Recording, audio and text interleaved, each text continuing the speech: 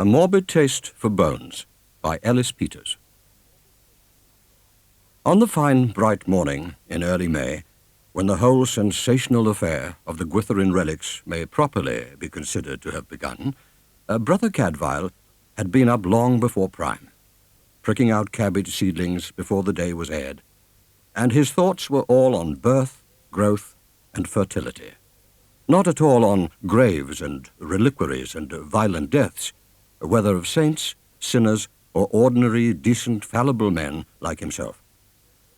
Nothing troubled his peace but the necessity to take himself indoors for Mass, and the succeeding half-hour of chapter, which was always liable to stray over by an extra 10 minutes.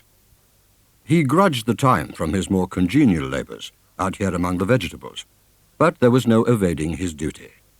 He had, after all, chosen this cloistered life with his eyes open.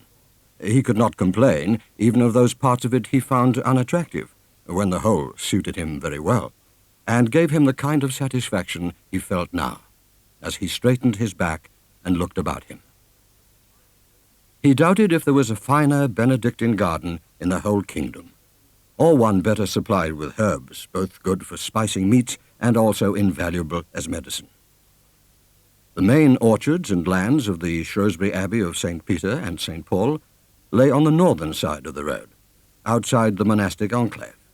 But here, in the enclosed garden within the walls, close to the abbot's fish ponds and the brook that worked the abbey mill, Brother Cadfael ruled unchallenged.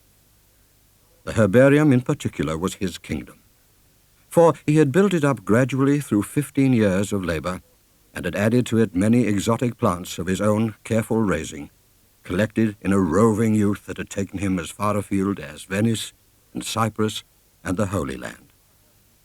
For Brother Cadfael had come late to the monastic life, like a battered ship settling at last for a quiet harbour.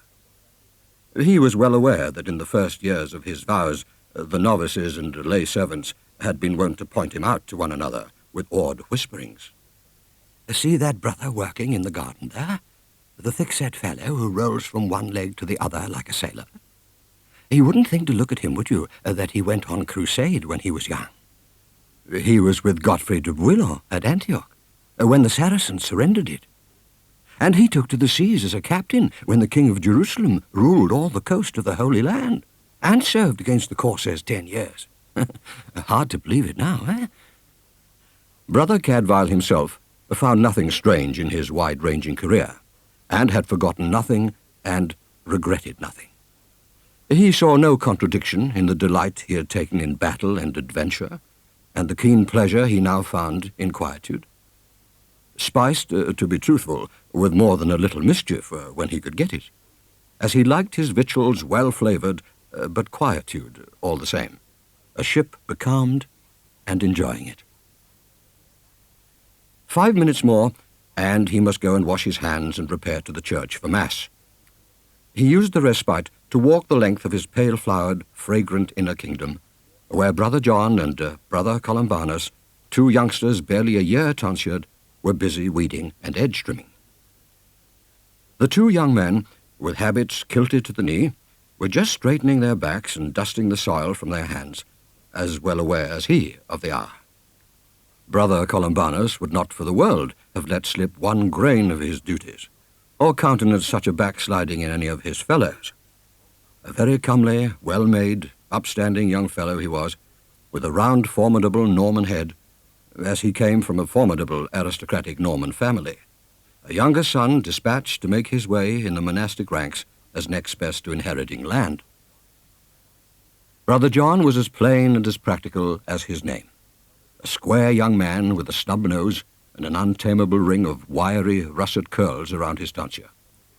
He was a handsome, lusty, good-natured soul, who seemed to have blundered into this enclosed life by some incomprehensible error, and not yet to have realized that he had come to the wrong place.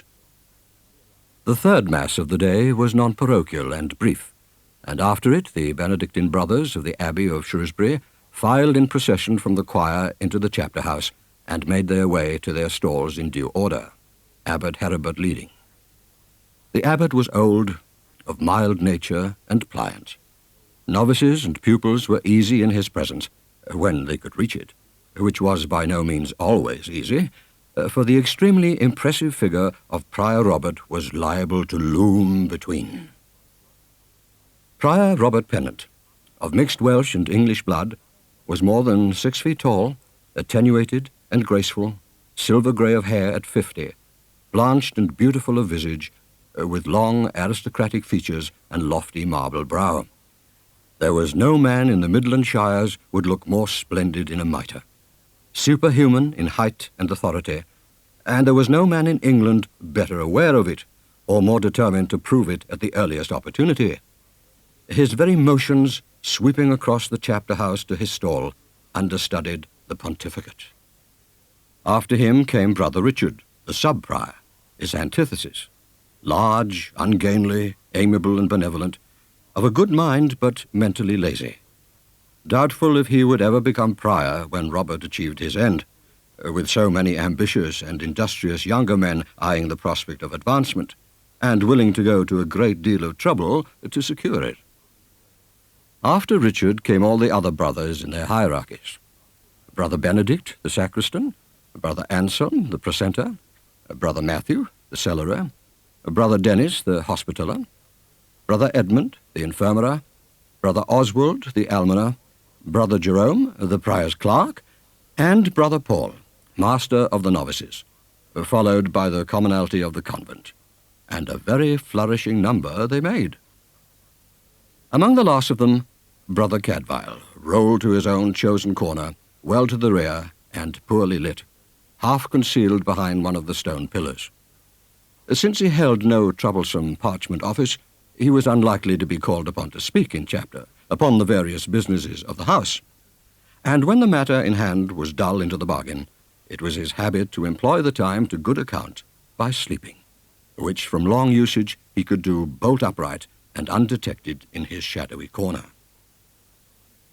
On this particular May morning he composed himself to slumber.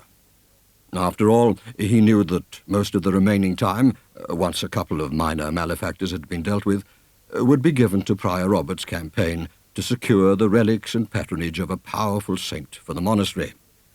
For the past few months, very little else had been discussed.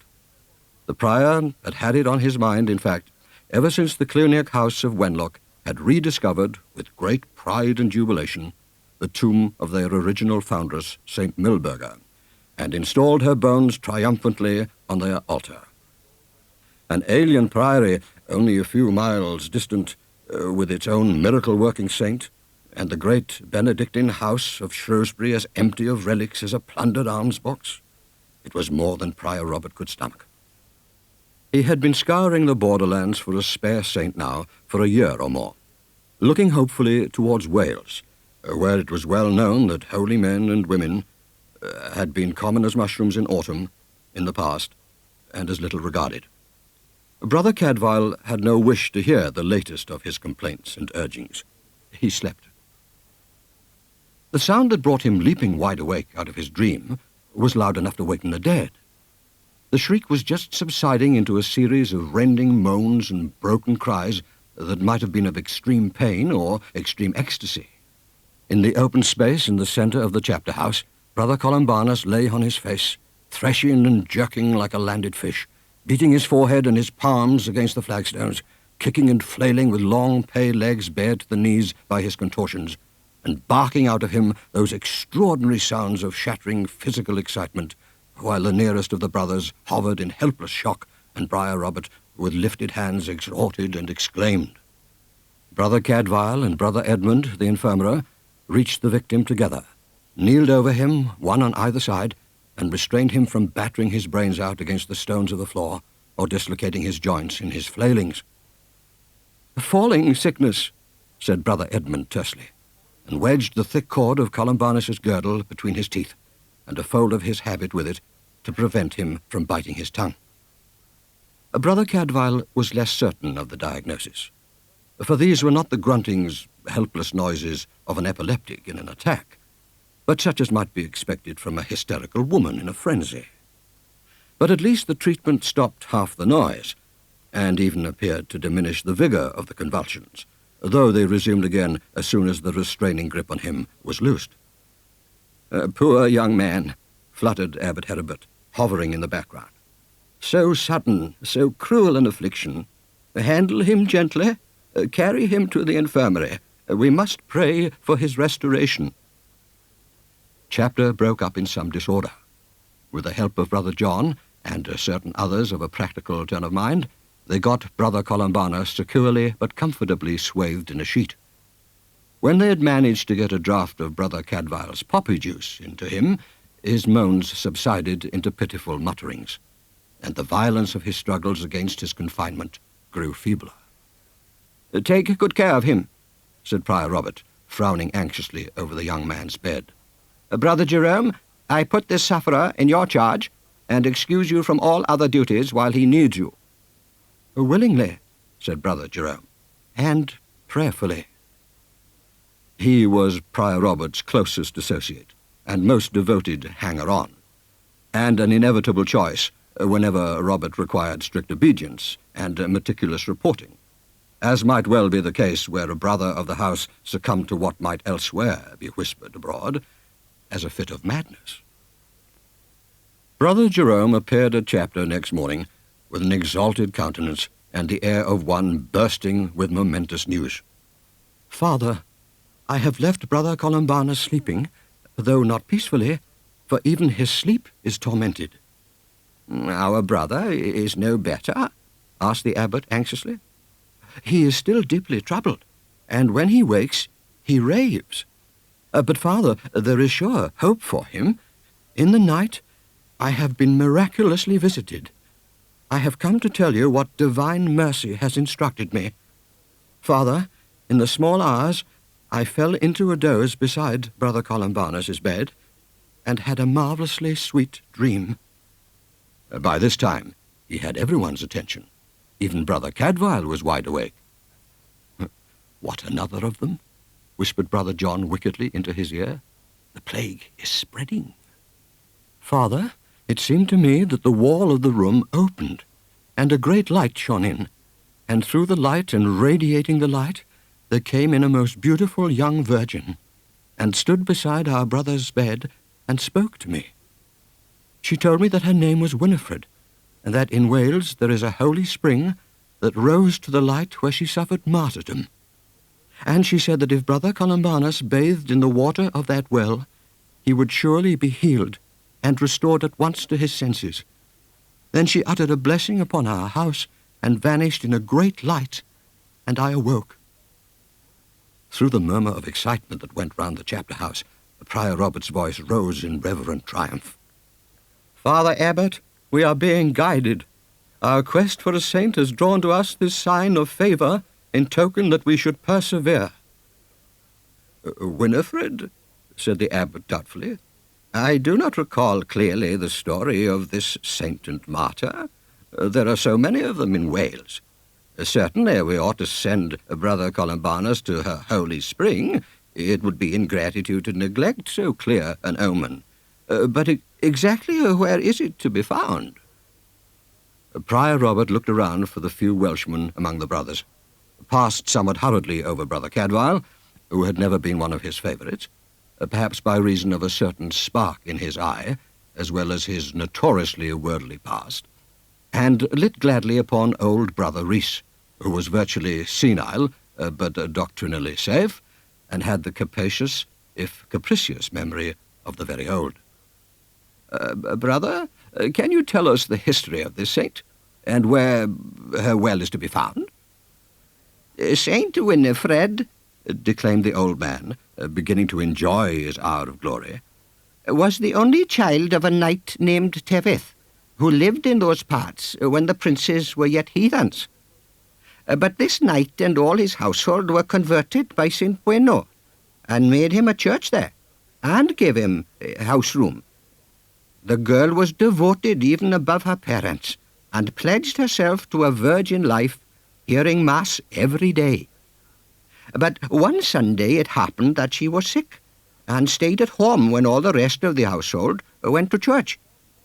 And there came to the door the prince of those parts, Caradog, the son of the king, who had fallen in love with her at a distance, for this girl was very, very beautiful.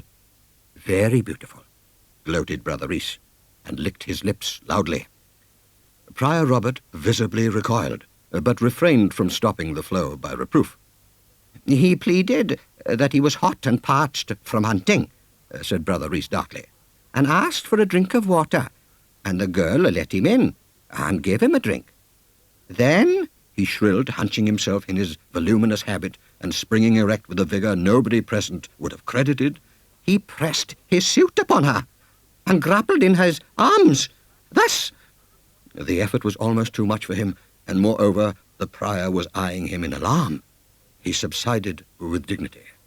"The faithful virgin put him off with soft words, and escaping into another room, climbed from a window and fled towards the church.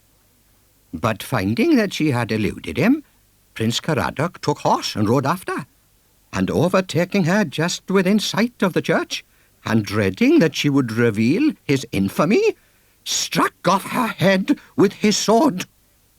He paused for the murmur or horror, pity, and indignation, and got it, with a flurry of prayerfully folded hands and a tribute of round eyes. "Then thus piteously she came by her death and beatitude?" intoned Brother Jerome enthusiastically. "Not a bit of it," snapped Brother Rees. He had never liked Brother Jerome. "Saint Bueno and the congregation were coming out of the church and saw what had passed. The saint drew a terrible curse upon the murderer, who at once sank to the ground and began to melt like wax in a fire, until all his body had sunk away into the grass. Then Saint Bueno fitted the head of the Virgin onto her neck, and the flesh grew together, and she stood up alive, and the holy fountain sprang up on the spot where she arose." They waited spellbound, and he let them wait. He had lost interest after her death. "And afterwards?" insinuated Prior Robert. "What did the saint do with her restored life?" "She went on a pilgrimage to Rome," said Brother Rees indifferently, "and she attended a great synod of saints, and was appointed to be prioress over a community of virgin sisters at Gwytherin by Llanrwst, and there she lived many years and did many miracles in her lifetime, if it should be called her lifetime. Well, she was once dead already. When she died a second time, that was where it befell." He felt nothing concerning this residue of life. He offered it with a shrug. The girl had had her chance with Prince Caradoc, and let it slip. Obviously her natural bent was to be prioress of a nest of virgins, and there was nothing more to be told about her. "And she is buried there at Gwytherin?" persisted the prior. "And her miracles continued after death?" "So I have heard, but it's a long time," said the old man, "since I've heard her name mentioned, and longer since I was in those parts." Prior Robert stood in the circle of sunlight that filtered between the pillars of the chapter house, drawn to his full imposing height, and turned a radiant face and commanding eyes upon Abbot Heribert. "Father, does it not seem to you that our reverent search for a patron of great power and sanctity is being divinely guided?" "It certainly seems that she has shown us a singular favour," admitted Abbot Heribert. "Father, have I your leave to send Brother Columbanus with a safe escort to Holywell this very day?" "Do so," said the abbot, "with the prayers of us all, and may he return as St. Winifred's own messenger, hale and grateful." The delegation to Holywell was gone 5 days, and came home towards evening in a fine shower of rain and a grand glow of grace, chanting prayers as the three entered the courtyard. In the midst rode Columbanus. His face was bright and clear, his eyes full of wonder and intelligence. No man ever looked less mad or less likely to be subject to the falling sickness. "Father," said Brother Columbanus, eager and joyous, "I owe my recovery to the intervention of St. Winifred, and I praise and worship her from my heart, as I do God who caused her to take pity on me." The abbot listened solemnly. "And, Father, the people there told us that the saint is indeed buried at Gwytherin, where she died after her ministry, and that the place where her body is laid has done many miracles. But they say that her tomb, after so long, is neglected and little thought of, and it may well be that she longs for a better recognition, and to be installed in some place where pilgrims may come, where she may be revered as is her due, and have room to enlarge her grace and blessing to reach more people in need. "You are inspired, having been present at this miracle," said Prior Robert, tall and splendid with faith rewarded. "And you speak out what I have felt in listening to you. Father Abbot, give me your leave to petition the Church and bring this blessed lady home to rest here among us, and be our proudest boast, for I believe it is her will and her command." "In the name of God," said Abbot Heribert devoutly, "I approve that project, and pray the blessing of heaven upon it." "He had it all planned beforehand," said Brother John over the bed of mint. "That was all a show, all that wonder and amazement, and asking who St. Winifred was and where to find her. He knew it all along. He'd already picked her out of those he'd discovered neglected in Wales, most likely. It's as plain as the nose on your face." "And are you saying," asked Brother Cadfael mildly, "that Brother Columbanus is in the plot as well as Brother Jerome? And that falling fit of his was a fake, too?" Brother John considered seriously, frowning. No, that I don't say. We all know our meek white lamb is liable to the horrors, and pouring ice-cold water over him at Holywell would be the very treatment to jolt him back into his right wits. You notice it was Jerome who was set to take care of him overnight. It takes only one man to be favored with a vision, but it has to be the right man. After dinner, in the somnolent half-hour of sleep for the elders and play for the novices, Cadfael sought out Abbot Heribert in his study. "Father Abbot, it is on my mind that we are undertaking this pilgrimage to Gwytherin without full consideration. It is essential to have a speaker fluent in Welsh there, since every parish priest in Wales has that tongue, and it is vital to be able to speak freely with the priest at Gwytherin, should the bishop sanction our quest." "That is very true," said Abbot Heribert. "Brother Cadfael, Welsh is your first best language. Could you, the garden, I am aware." "In the garden," said Brother Cadfael, "everything is well forward, and can manage without me 10 days or more, and take no hurt. I should be very glad indeed to be the interpreter, and lend my skills also in Gwytherin." "Then so be it," sighed the abbot in heartfelt relief. "Go with Prior Robert, and be our voice to the Welsh people. I shall sanction your errand myself, and you will have my authority." He was old and human and gentle, full of experience, short on ambition, self-righteousness, and resolution. There could have been 2 ways of approaching him concerning Brother John. Cadfael took the more honest and simple way. "Father, there is a young brother concerning whose vocation I have doubts, but concerning whose goodness I have none. He is very close to me, and I would that he might find his true way, for if he finds it, he will not forsake it. But it may not be with us. I beg that I may take him with me, as our hewer of wood and drawer of water in this enterprise, to allow him time to consider." Abbot Heribert looked faintly dismayed and apprehensive, but not unsympathetic. "I should be very sorry," he said, "to refuse a choice to any man who may be better fitted to serve God elsewhere. Oh, very well. Tell me this young brother's name, and you shall have him." They set out as soon as the fine reliquary for the saint's bones was ready. Polished oak ornamented with silver and lined with lead, to serve as a proof that honours awaited Winifred in her new shrine. In the 3rd week of May, they came to Bangor, and told their story to Bishop David, who was sympathetic, and readily gave his consent to the proposed translation, subject only to the agreement of Prince Owain, who was regent of Gwynedd, owing to the illness of the old king, his father. They ran the prince to earth at Aber, and found him equally obliging, for he not only gave the desired approval, but sent his one English-speaking clerk and chaplain to show them the best and quickest way to Gwytherin, and commend them and their errand to the parish priest there. The chaplain was called Urien.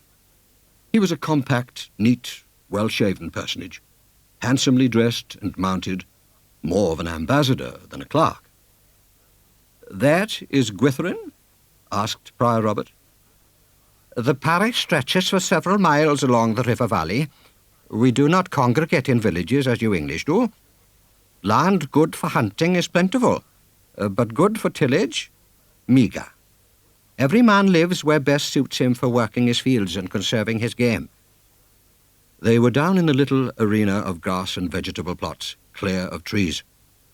The stone church, with its tiny turret and tinier bell visible within, shone blindly white, bluish-white against all the lush green. And out of the cabbage patch, freshly planted, in the lee of the wooden cabin, rose a small, square man in a brown sackcloth gown, hoisted to the knees, thick brown legs sturdy under him, and a thick set of curly brown hair and beard half concealing a brown, broad, wondering face round two large, dark blue eyes. He came out hastily, scrubbing his hands on his skirts. At close quarters, his eyes were larger, bluer, and more astonished than ever, and as timid as the mild eyes of a doe. "Good day to you, Brother Hugh," said Urien, reining in before him. "I've brought you distinguished guests from England, upon important church business, and with the blessing of Prince and Bishop." By the time Urien had ended his greeting, a score of silent, sudden figures had appeared from nowhere, and made a wary and curious half-circle about their pastor. "My poor household is at the Reverend Father's disposal," said Father Hugh, "and whatever powers I have to serve them also. You come fresh from Aber?" "Oh, from Aber, yes," said Urien, "from Prince Owain, and I must rejoin him there tonight. I am only the herald for these Benedictine brothers who come on a holy errand, and when I have explained their case to you, then I leave them in your hands." He presented them by name, Prior Robert first. "And have no fear when I have left, for Brother Cadfael here is a man of Gwynedd himself, and speaks Welsh as well as you do." It was not every day, or every year, indeed, that Gwytherin had so momentous a visitation. Every soul in the parish would know before evening not only that monks from Shrewsbury were guests at Hugh's house, but also how many they were, what they looked like, what fine horses and handsome mules they had, and most probably what they had come for into the bargain. Father Hugh provided their party with refreshment while he listened to their story. "In my church," said Hugh humbly, "I have never heard that the saints desired honour for themselves, but rather to honour God rightly. So I do not presume to know what St. Winifred's will may be in this matter. That you and your house should desire to honour her rightly, well, that is another matter, and very proper. But this blessed Virgin lived out her miraculously restored life in this place, and no other. And here she died for the second time, and here is buried.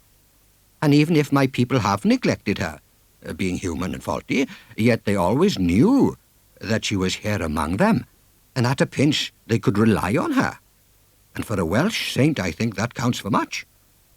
Prince and Bishop, both of whom I reverence as I ought, may not altogether understand how my flock will feel if their holiest girl is to be dug up out of her grave and taken away into England. It may matter little to the crown and the crozier. A saint is a saint, wherever her relics rest. But I tell you plainly, the people of Gwytherin are not going to like it at all." Brother Cadfael translated with a large declamation of the bards. In full spate, he turned his eyes away from the distracting faces to light upon one even more distracting. A beautiful girl with a light oak sheen on her hair was passing the fence, and had been so charmed by what she heard, and the vehemence of its delivery, that for a moment she forgot to keep moving, and stood there at gaze, apple-blossom face radiant and rose-leaf lips laughing. And with the same fascination with which she gazed at Cadfael, Brother John gazed at her. Cadfael observed both, and was dazzled. Then she blushed beautifully and swept away out of sight. Brother John was still gaping long after she had vanished. "It's hardly important, surely," said Prior Robert with ominous mildness. "Your bishop and your prince have made their views plain. The parishioners need not be consulted." That, too, Cadfael interpreted. "Impossible," said Hugh firmly, knowing himself on secure ground. "On such a grave matter affecting the whole parish, nothing can be done without calling together the assembly of the free men and putting the case to them fully and publicly. Doubtless the will of prince and bishop will prevail, but even so, these must be put to the people before they can say yes or no to them. I shall call such an assembly tomorrow. Your case can only be vindicated absolutely by public acceptance." All the free men of Gwytherin came to the meeting next day, and their womenfolk and all the villine community came to the mass beforehand.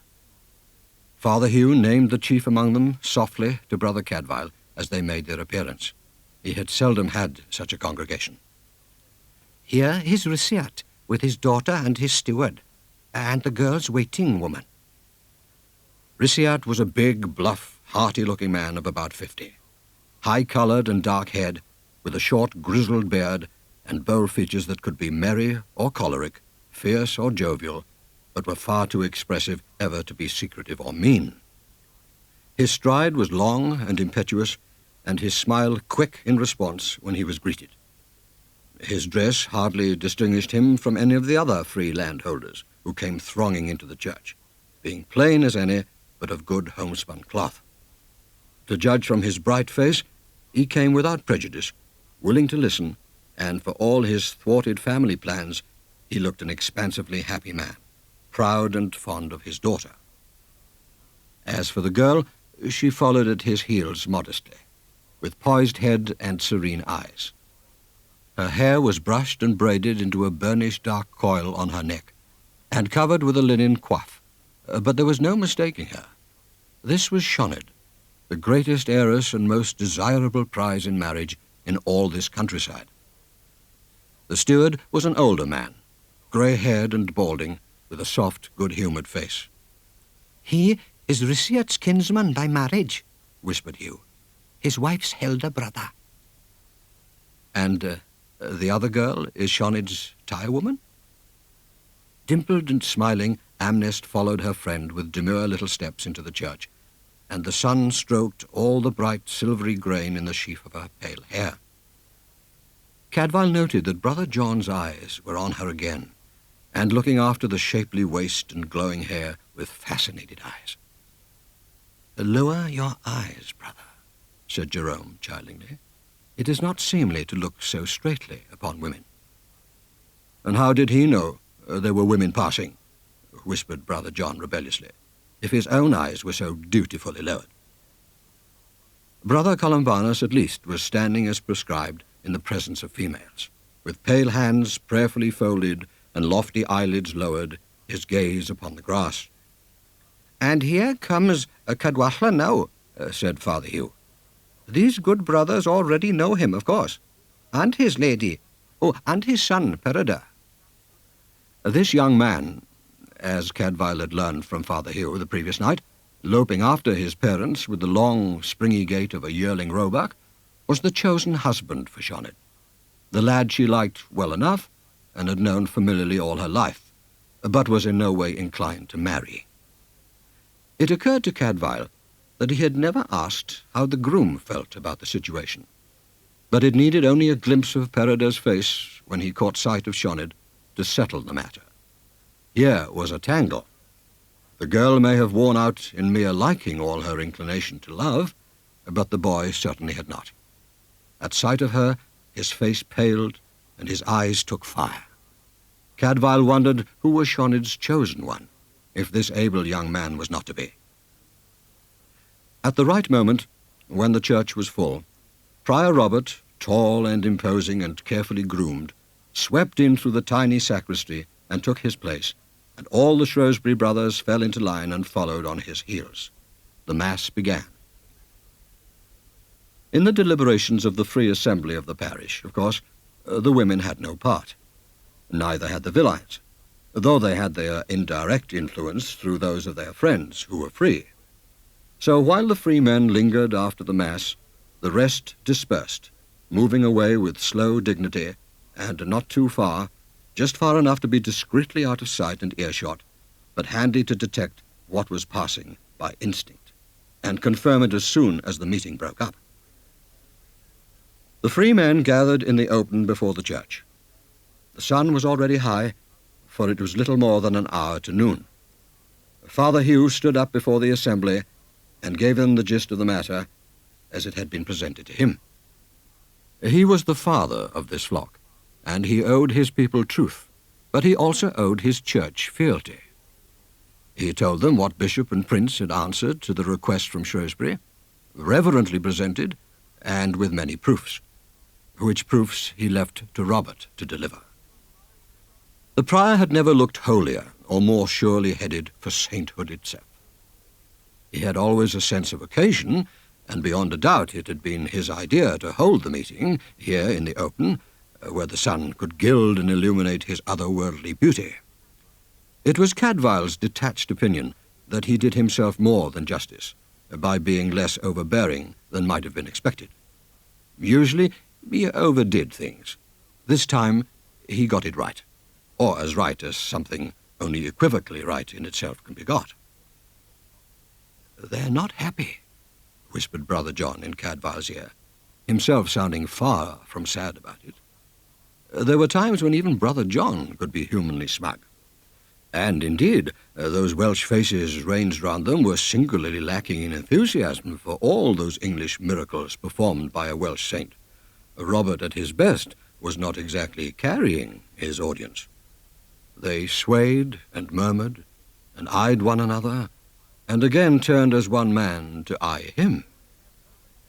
"If Owain ap Griffiths wills it, and the bishop gives his blessing too," began Cadfael hesitantly, "as loyal sons of the church and true men of Gwynedd, we can hardly, both prince and bishop have blessed our errand," said the prior loftily.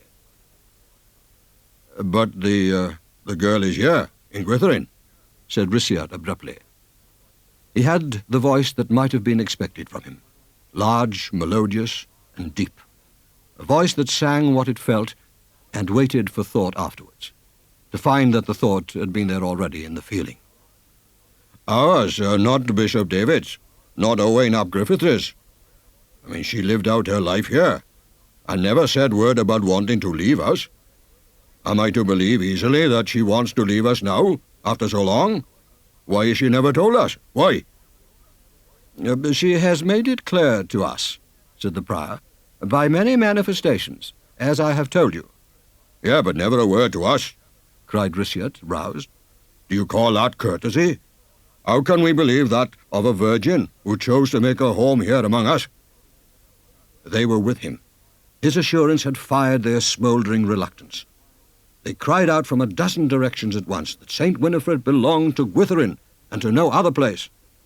"Do you deny," thundered Robert, stretching his ascetic length to its loftiest, "the truth of those omens and miracles I have declared to you?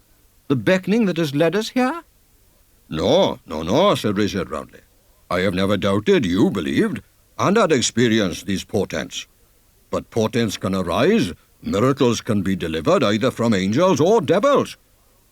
If these are from heaven, why have we not been instructed? You have been deceived by devils. Winifred never said word." The thunder was one voice now, demanding and assured, but it was one man who had called it into being. Prior Robert, well aware that a single adversary confronted him, subdued his angry tones and opted for the wisdom of the dove and the subtlety of single combat. "Come, Brother Cadfael, say this for me to the Lord Rhyshiart, that it is all too easy for us who have the same devotion at heart to disagree about the means. It is better to speak quietly, man to man, and avoid the defamation of anger. Lord Rhyshiart, I beg you to come apart with me, and let us debate this matter in quietude. and then you shall have liberty to speak out what you will. And having had my say fairly with you, I will say no word further to challenge what you have to impart to your people." "Well, that is fair and generous," said Risiot promptly to this offer. All those bright, sullen, roused eyes followed them through the low doorway of Father Hugh's house, and clung there to wait for them to come forth again. They trusted the voice that had spoken for them hitherto to speak for them still. In the small, wood-scented room, dark after the brightness of the day outside, Prior Robert faced his opponent with a calm and reasonable face. "You have spoken well," he said, "and I commend your faith and the high value you set on the saint, for so do we value her highly. By St. Winifred's departure, Gwitherin's loss is great. That we own, and I would wish to make due reparation." "Reparation? To Gwytherin?" repeated Risiot, when this was translated to him. "I do not understand how." "And to you," said Robert softly and matter-of-factly, "if you will withdraw your opposition, for then I feel sure all your fellows will do the same, and sensibly accept what bishop and prince decree." It occurred to Cadfael, as he interpreted this, even before the prior began the slow, significant motion of one long hand into the breast of his habit, that Robert was about to make the most disastrous miscalculation of his life. But Risiot's face remained dubious and aloof, quite without understanding, as the prior drew from his bosom a soft leather bag drawn up with a cord at the neck, and laid it on the table, pushing it gently across until it rested against Risiot's right hand. Its progress over the rough boards gave out a small chinking sound. "It's yours," said Robert, "if you will persuade the parish to agree to give up the saint." Too late he felt the unbelieving coldness in the air, and sensed the terrible error that he had made. Hastily he did his best to recover some of the ground lost. "To be used as you think best for Gwytherin. A great sum—" It was useless. Cadfael let it lie in silence. "Money?" said Risiot in the most extraordinary of tones, at once curious, derisory, and revolted. "Money? You dare offer to buy our saint? To buy me? I was in two minds about you, and about what I ought to do, but now, by God, I know what to think. You had your omens. Well, now, I have mine." No, wait!" The prior was in such agitation that he actually reached out a hand and caught his opponent by the sleeve. "Do nothing in haste. You have mistaken my meaning, indeed, and if I was wrong even to offer an alms to Gwytherin, I'm sorry for it. But do not call it—" Risiot withdrew himself angrily from the detaining clasp, and cut off the protest curtly, wheeling on Cadfael. "Tell him he need not be afraid. I should be ashamed to tell my people that a prior of Shrewsbury tried to corrupt me with a bribe. I don't deal in that kind of warfare. But where I stand, that they shall know, and you too. I pledge my opposition to the death against any attempt to move her bones, and I urge upon my people the same duty. And now this conference is ended." So he said, and so it was. There could be no possible way of prolonging it. The prior was forced to stand with marble face and quiet hands, while Risiot strode away towards the forest path. "You should have told me what you intended," said Father Hugh, timidly reproachful. "I could have told you it was folly, the worst possible. Risiot is not an impious man, not impious," fluted Brother Jerome, appealing to heaven with uplifted eyes. "Men have been excommunicated for this." "Then men have been excommunicated for no evil at all," said Hugh sturdily. "If he is ever to withdraw his opposition, it must be you, Father Prior, who make the first approach to him, and upon a different footing, not in person first. But if I were to go to him, perhaps with Brother Cadfael here, who is known to be a good Welshman himself, and ask him to forget all that has been said and done, and come with an open mind to begin the discussion over again, I think he would not refuse. Far be it from me, said Prior Robert loftily, to pass over any means of saving a soul from perdition. Hugh resumed hurriedly. I will go to Risyat tonight and ask him to dine here in my house tomorrow. Then, if we can come to terms between us, another assembly can be called, so that all may know that there is peace. Very well, said the prior. Do so, and I hope you may succeed. You may rest and sleep, Father Prior, said Hugh, having returned from his mission, fronting the tall, pale forehead gallantly with his low brown one. Risyat has said that he will come, and he will listen. He was gracious and reasonable, and tomorrow at noon, or soon after, he will be here. Prior Robert certainly loosed a cautious, suppressed sigh of relief.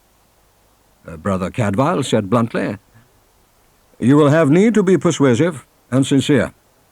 He is sincere. I am in no way convinced that he can be lightly persuaded. He was tired of nursing wounded vanities.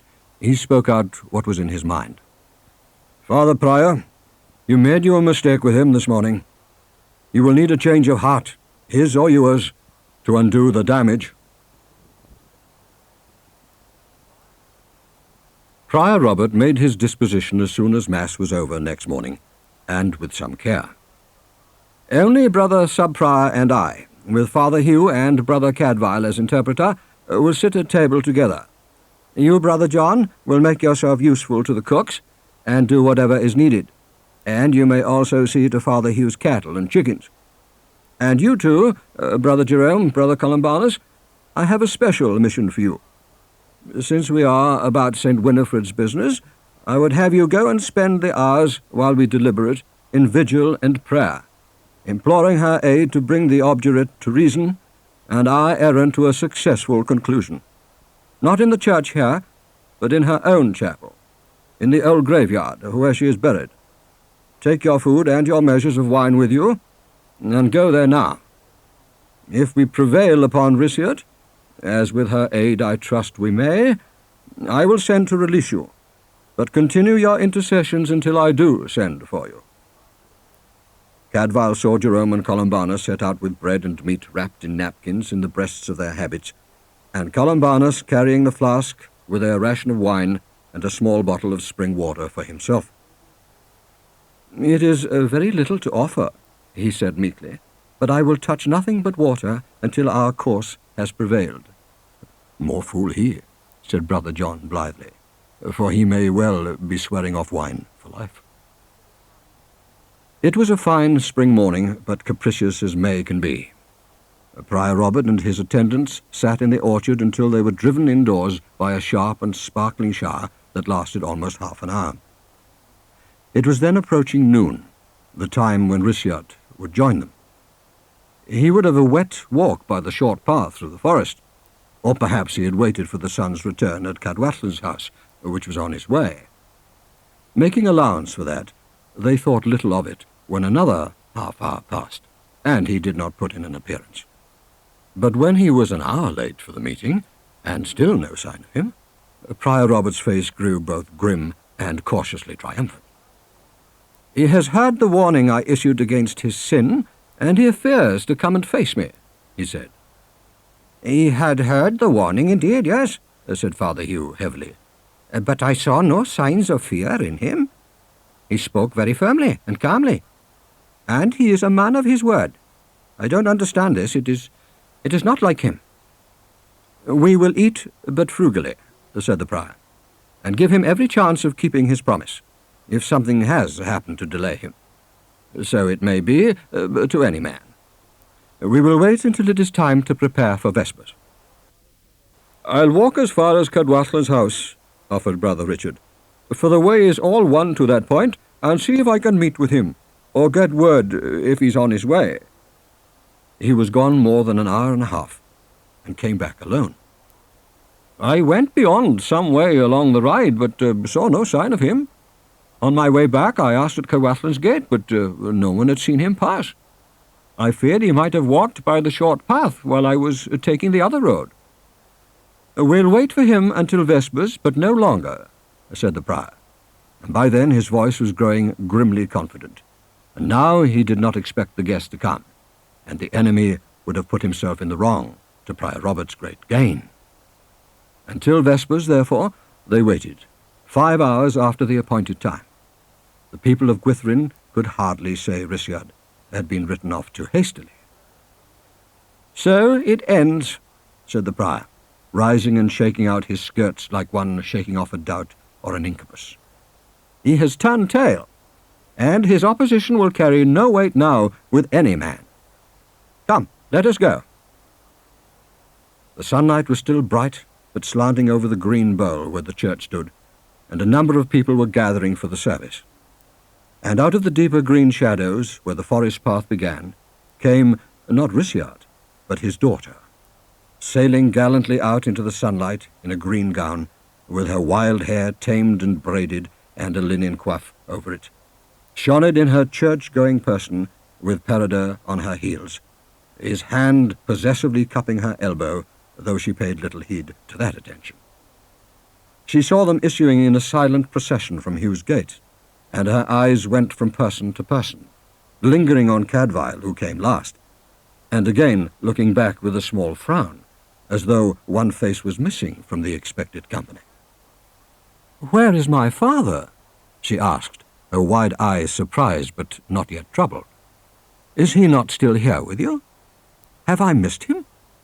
I rode as far as Cadwallan's house, and he was on foot, so if he has left more than an hour ago, he may well be home by now. I came to bear him company to church, and to go back with him afterwards." Prior Robert looked down at her in some wonder, the first flickering uneasiness twitching his nostrils. "What is she saying? Do you tell me that the Lord Rhyshiad set out to come to our meeting?" "Of course," said Sioned, amazed. "He had said that he would." "But he did not come," said Robert. "We've waited for him since noon, and we've seen no sign of him. Brother Sub-Prior went a part of the way to see if he could meet with him, but in vain. He has not been here." She caught the meaning of that without Cadfael's services. Her eyes flashed from face to face, distrustful and ready for anger. "Are you telling the truth? Or have you hidden him away under lock and key until you can get Winifred out of her grave and away to Shrewsbury? He was all that stood in your way, and you have threatened him." Peredur closed his fingers anxiously on her arm and drew her against his side. "Shh! You must not say such things. These brothers would not lie to you." "At what hour," asked Cadfael, "did your father set out this morning?" She looked at him and was a little reassured. The ring of silent onlookers drew nearer, listening attentively, ready to take her part if she needed an army. A good hour before noon. He was going first to the fields in the clearing, so he would be coming here by the shortest way, cutting through 1/4 of a mile of forest to the usual path. He had plenty of time to be here before noon. As far as the clearing, Engelard would be with him. He was going beyond, to the byres over the hill. There are 2 cows there ready to drop their calves." "We are telling you truly, child," said Father Hugh, his voice as grave and anxious as her own. "We waited for him, and he never came." "Well, what can have happened to him? Where can he be?" "He will have crossed with us and gone home," urged Peredur, hovering unhappily at her shoulder. "We'll ride back. We shall surely find him there before us." "No. No, why should he turn back and never come to the dinner? And if he did, why so late? He would have been home long before I dressed my hair and set out to meet him, if he had changed his mind. And besides, he never would." "I think," said Father Hugh, "that my whole parish has some interest in this matter, and we had better put off everything else, even the services of the church, until we have found Rhyshiad and assured ourselves that all is well with him. Truly, this may be no more than a tangle of mistiming and misunderstanding, but let us resolve it first and wonder about it afterwards. There are enough of us here. Let us send out in parties along all the roads that he may have taken, and Sioned shall show us where she thinks his short cut from the upland fields would bring him to the path. He could not well meet with any dangerous beasts in these woods, but he may have had a fall, an injury that has halted or slowed him. Father Prior, will you join with us? With all of my heart, said Prior Robert, and so will we all.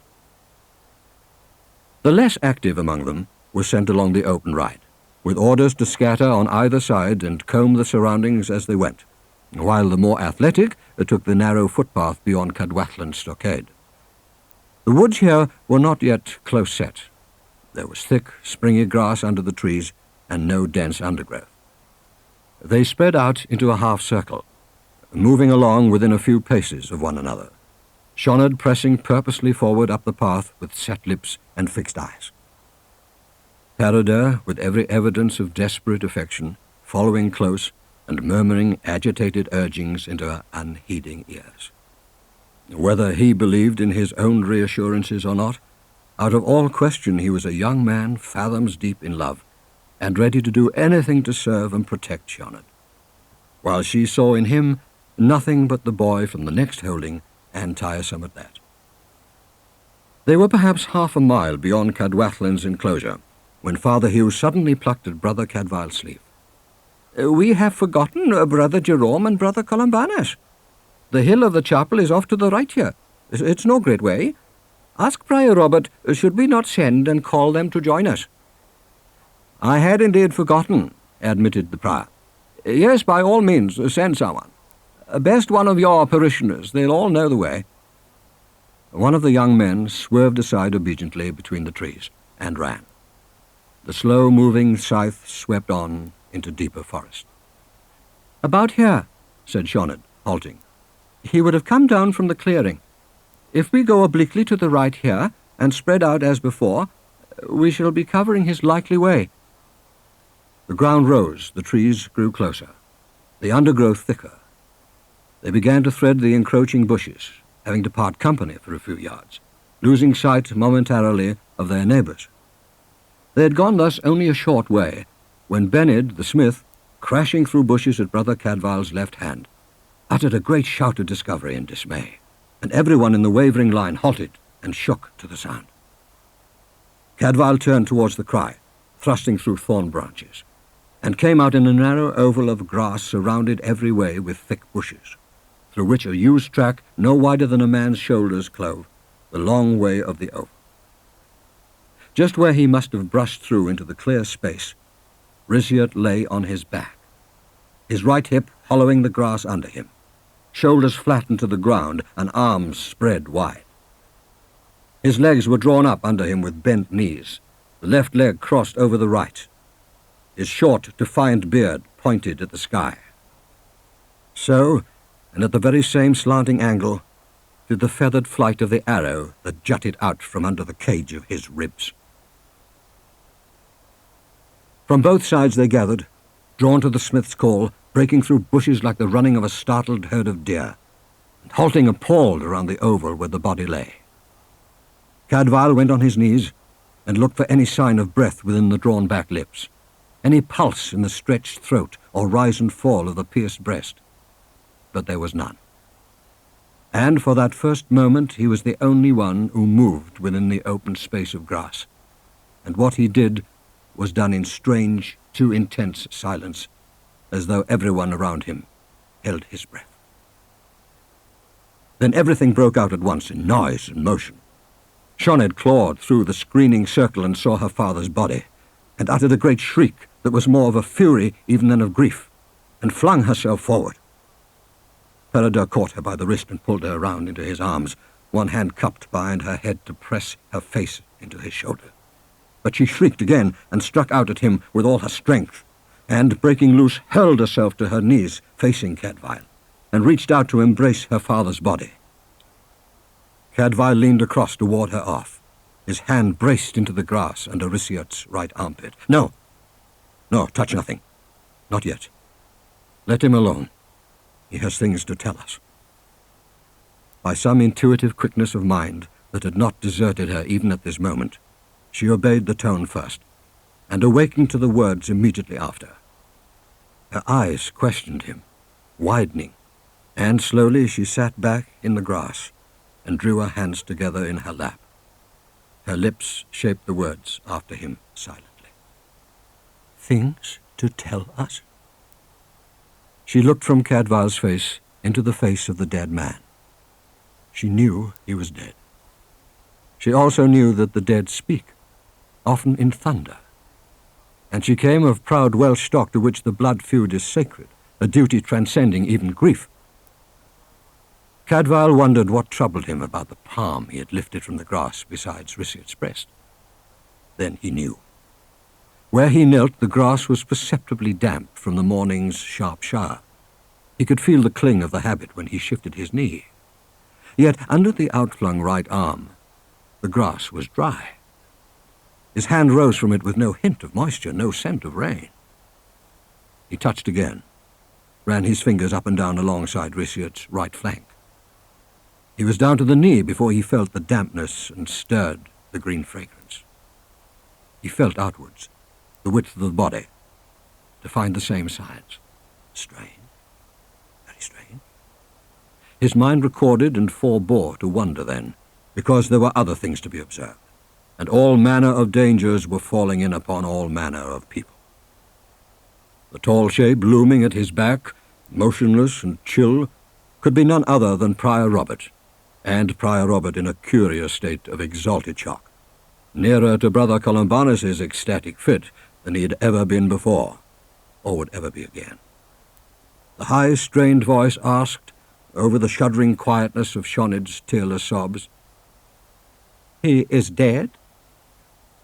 "Dead," said Cadfael flatly, and looked into Sioned's wide, dry eyes and held them, promising something as yet undefined. Whatever it was, she understood it, and was appeased, for he was Welsh too. He knew about the blood feud, and she was the only heir, the only close kin of a murdered man.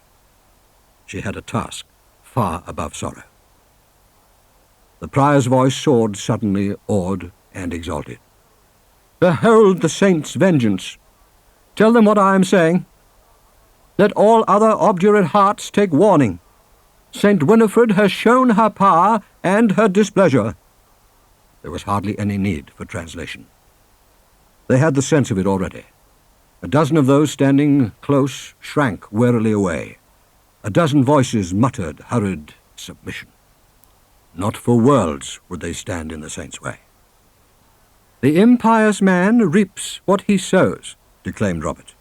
"Rhysyd had his warning, and he did not heed it." The most timorous were on their knees by then, cowed and horrified.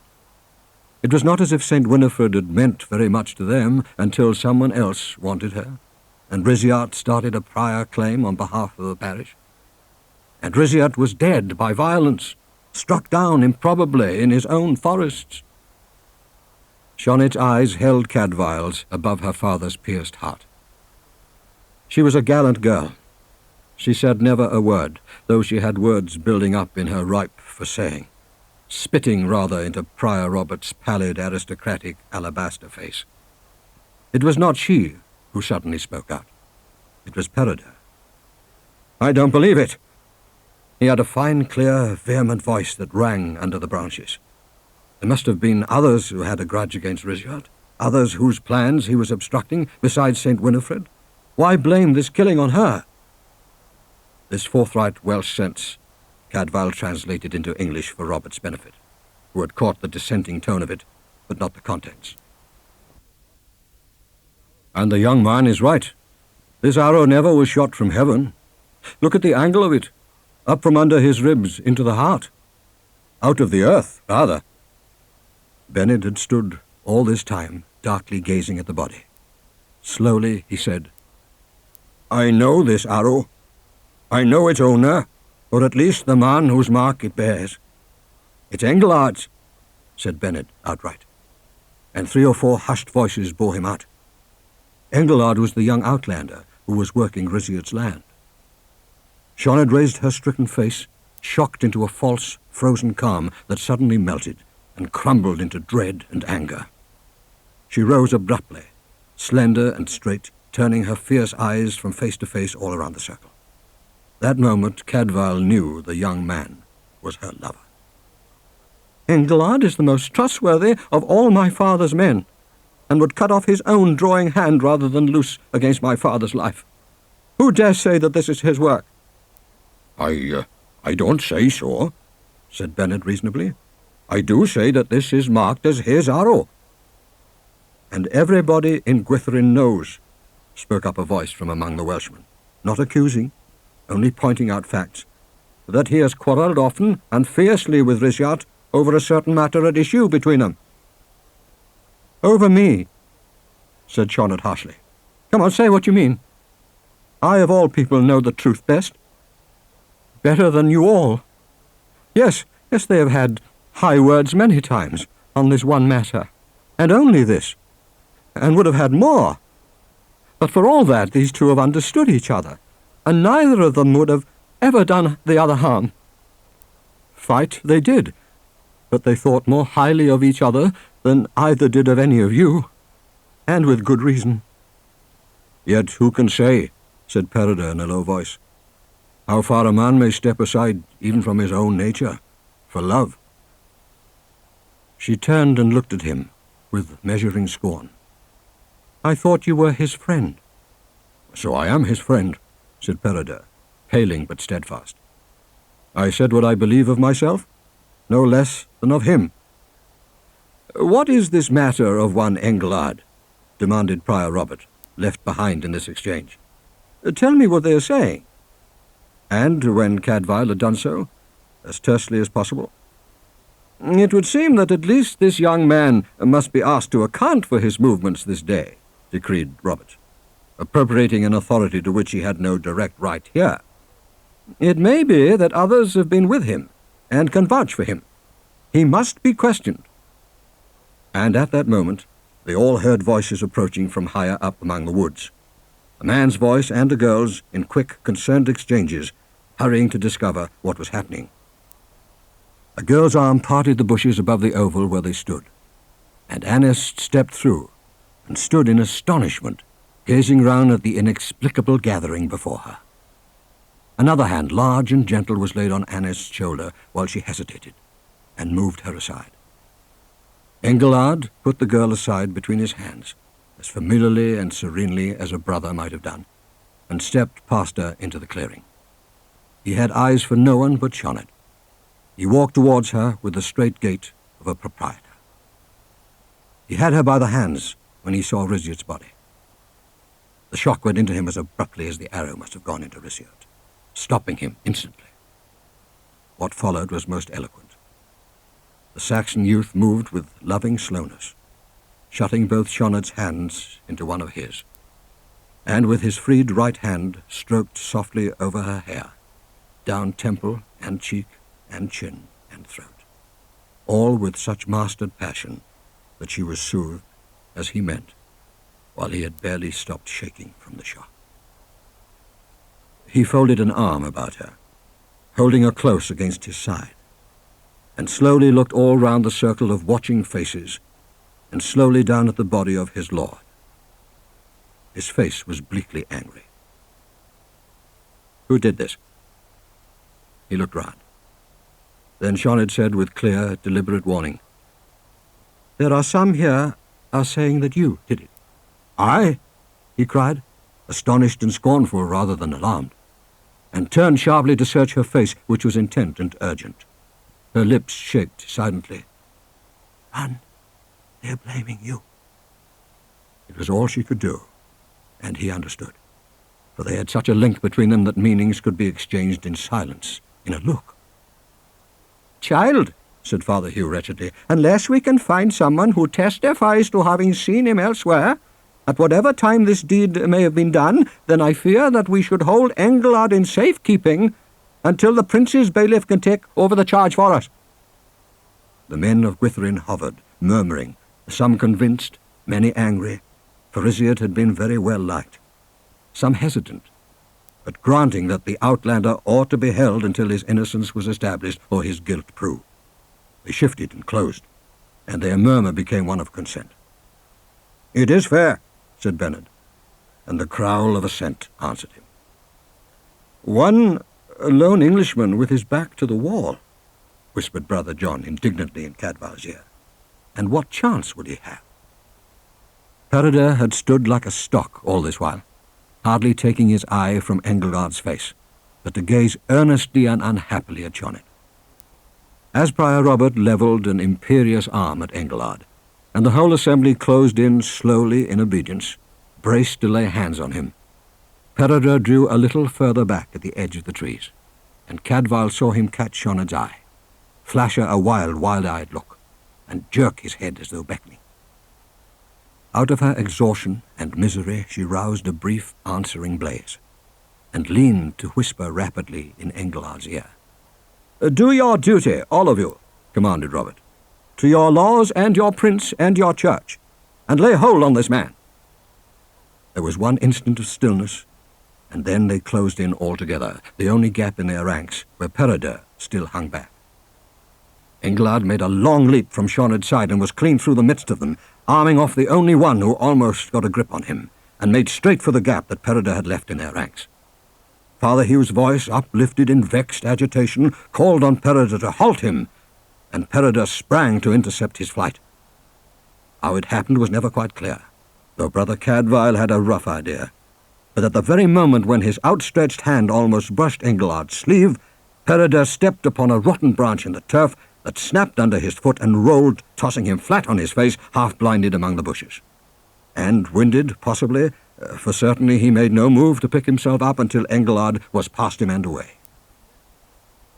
Even then it was not quite over, for the nearest pursuers on either side, seeing how the hunt had turned, had almost begun to run like hares, on courses converging with the fugitives at the very edge of the clearing. From the left came a long-legged villain of Cadwathlans with a stride like a greyhound, and from the right Brother John, his habit flying, his sandalled feet pounding the earth mightily. It was perhaps the first time Brother John had ever enjoyed Prior Robert's whole-hearted approval. It was certainly the last. There was no one left in the race but these three, and fleet though Engelgard was, it seemed that the long-legged fellow would collide with him before he could finally vanish. Brother John, diving, caught Cadwatlan's villain around the knees and brought him crashing to the ground, and Engelgard leaped into the bushes and vanished in a receding susurration of branches until silence and stillness closed over the path of his withdrawal. Brother Richard and Brother Jerome loomed like messengers of doom, one at either side. "Brother John, you are summoned. You are in gross offence." He went with them resignedly. For all the threatening thunderbolts, he had never felt freer in his life. And, having now nothing to lose but his own self-respect, he was sturdily determined not to sacrifice that. "Unfaithful and unworthy brother," hissed Prior Robert, towering in terrible indignation, "what have you done? Do not deny what we have all witnessed. You have not merely connived at the escape of a felon, you have frustrated the attempt of a loyal servant to arrest him. You felled that good man deliberately, to let Engelgard go free. Traitor against church and law, you have put yourself beyond the pale. If there is anything you can say in your defence, say it, now." "I thought the lad was being harried beyond reason, on very suspect suspicion," said Brother John boldly. "I've got my own view of him. A decent, open soul, who'd never do violence to any man by stealth, let alone Riciot, whom he liked and valued high. I don't believe that he has any part in his death, and what's more, I think he'll not go far until he knows who had, and God help the murderer then. So I gave him his chance, and good luck to him." The two girls, their heads close together in women's solidarity, interpreted the tone for themselves, if they lacked the words, and glowed in silent applause. Prior Robert was helpless, though he did not know it. Brother Cadfael knew it very well. "Brother Cadfael, ask Father Hugh where there is a safe prison, where he can be held." Cadfael reported sedately. "Father Hugh suggests there is only one place secure enough. If Shonnet is willing to allow a holding to be used, a prisoner could be safe enough there." At this point, Brother John, unaccountably, lost interest in immediate escape. The men of Gwytherin cut young branches and made a green litter to carry Rizet's body home. Under the corpse, when they lifted it, there was much more blood than about the frontal wound, though the point of the arrow barely broke through skin and clothing. When it was time to raise the litter and its burden, now stretched out decently with his twisted legs drawn out straight, and his hands laid quietly at his sides, Sioned looked round for one more to whom she meant to confide a share in this honourable load. She did not find him. "Where is Peredur? What became of him?" No one had seen him go, but he was gone.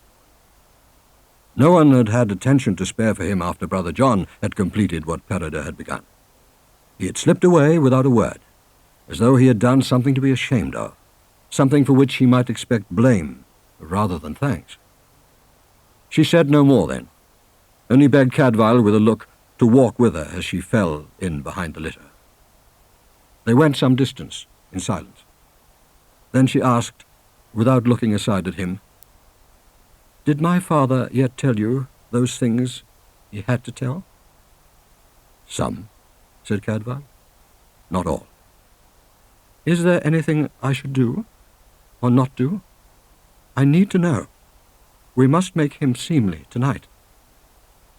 "Keep me the clothes that he's wearing, when you take them off him. And take note for me where they are damp from this morning's rain, and where they are dry. If you notice anything strange, remember it. Tomorrow, as soon as I can, I'll come to you." "I must know the truth," she said. "You know why?" Yes, I know. But tonight sing him and drink to him, and never doubt but he'll hear the singing." "Yes," she said, and loosed a great, renewing sigh. "You are a good man. I'm glad that you're here. You do not believe it was Engelard?" "I'm as good as certain it was not." "You've said no word in wonder," she said, "that I have not been troubled over what has become of Engelard, and where he has gone to earth now." "No," said Cadfael, and smiled. "You know where he is, and how to get in touch with him whenever you need. I think you two have 2 or 3 places for secrecy, and in one of them Engelard is resting now, or soon will be. You seem to think that he'll be safe enough. Now tell me nothing, unless you need a messenger or help." "You can be my messenger, if you will, to another," she said. They were emerging from the forest at the edge of Risjard's home fields, and Prior Robert stood tall and grim and non-committal, aside from their path, his companions discreetly disposed behind him, his hands, features, and the angle of his gently bowed head, all disposed to convey respect for death and compassion for the bereaved, without actually owning to forgiveness of the dead. His prisoner was safely lodged. He was waiting only to collect the last stray from his flock and make an appropriately impressive exit. "Tell Peredur I missed him from among those my father would have liked to carry him home. Tell him what he did was generous, and I am grateful. I am sorry he should ever have doubted it." They were approaching the gate, and Uncle Maurice, the steward, came out to meet them with his kindly, soft-lined face quaking and shapeless with shock and distress.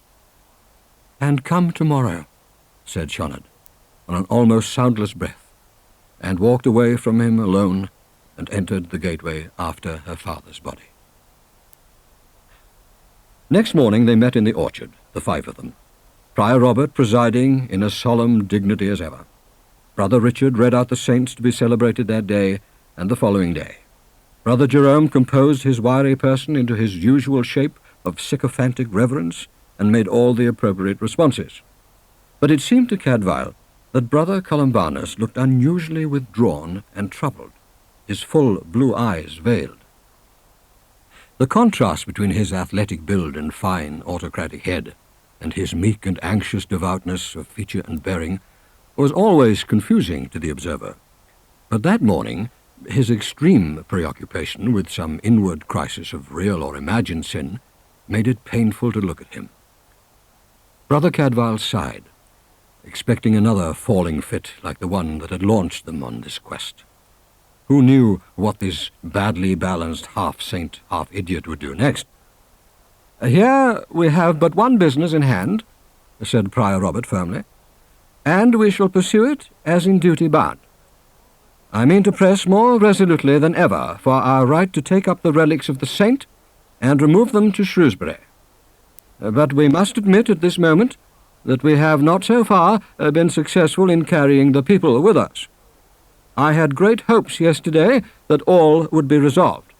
We made every reverent preparation to deserve success." At this point, he was interrupted by an audible sob from Brother Columbanus that drew all eyes to that young man. Trembling and meek, he rose from his place and stood with lowered eyes and folded hands before Robert. "Father Prior, alas, mea culpa, I am to blame. I have been unfaithful, and I desire to make confession." I knew there was something brewing, thought Brother Cadfael, resigned and disgusted.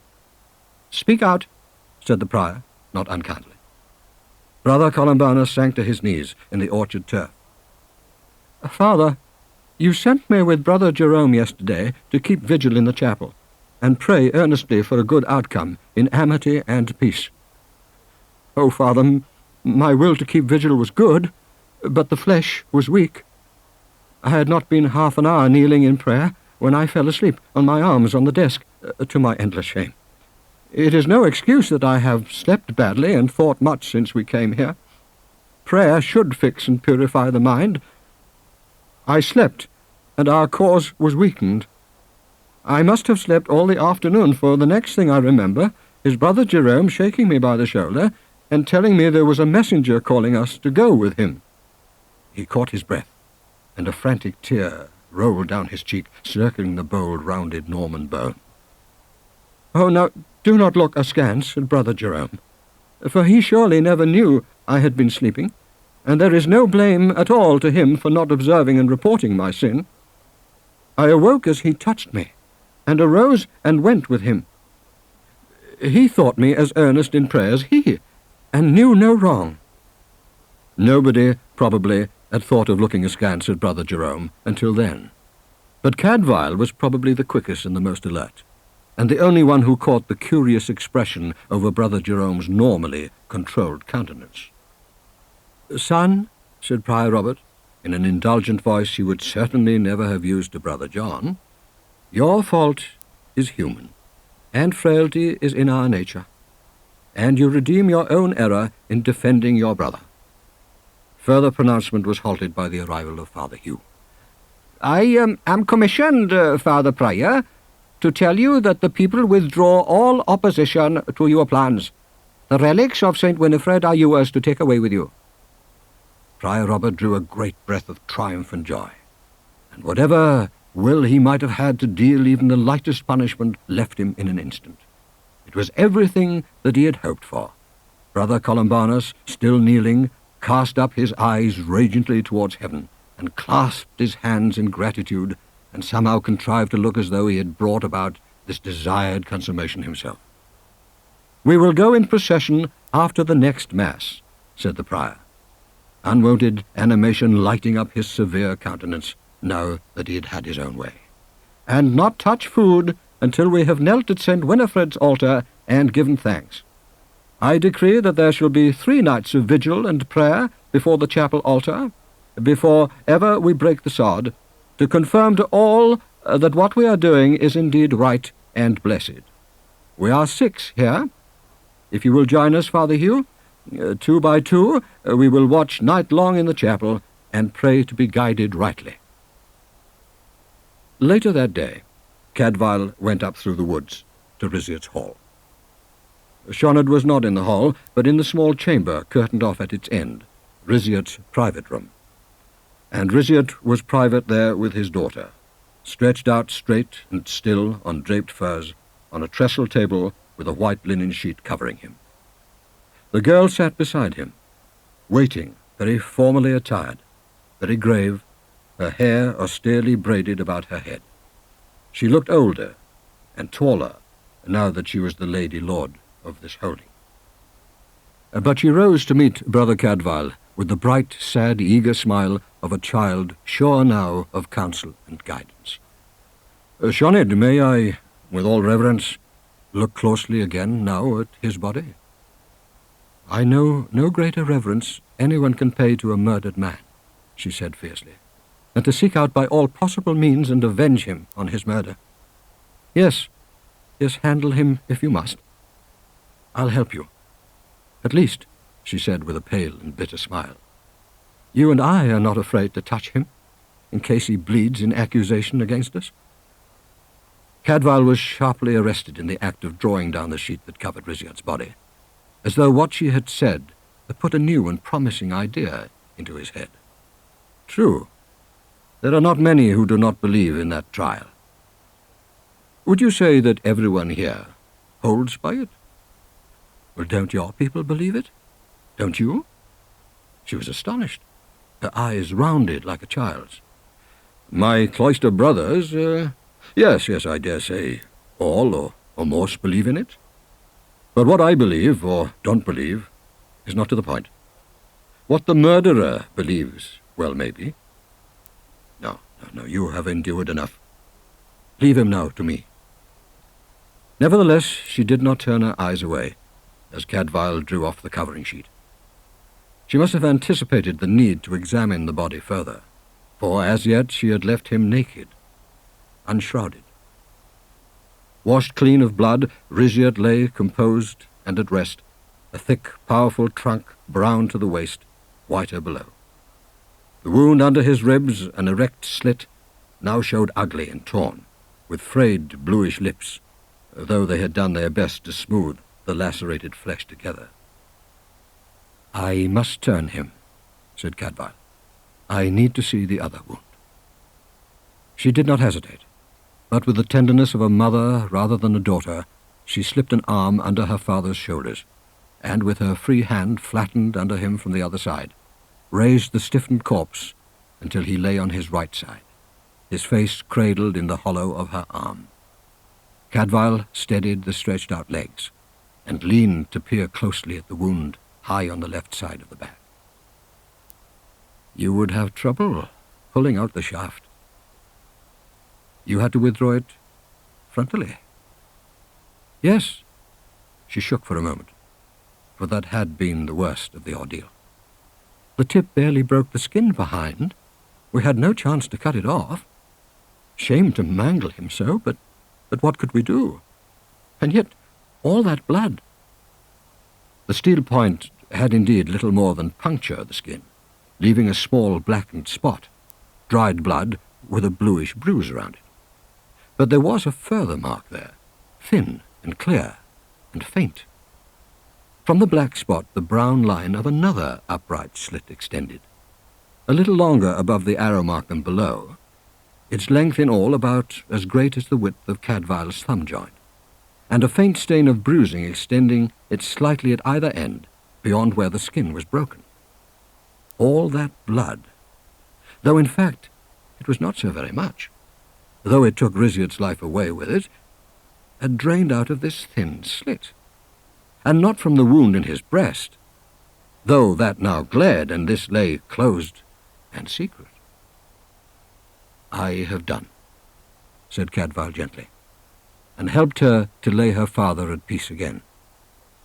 It was there his lifeblood came out, said Cadfael, and not by the puncture the arrow certainly made, but by a prior wound. A wound made, as I judge, by a long dagger, and a very thin and sharp one, no common working knife. The arrow was driven in from the front after he was dead, to hide the fact that he was stabbed in the back. That was why the ambush took place in thick undergrowth, in a tangled place. That was why he fell on his face, and why, afterwards, he was turned on his back. Brother Cadfael, who can this murderer be? She pleaded.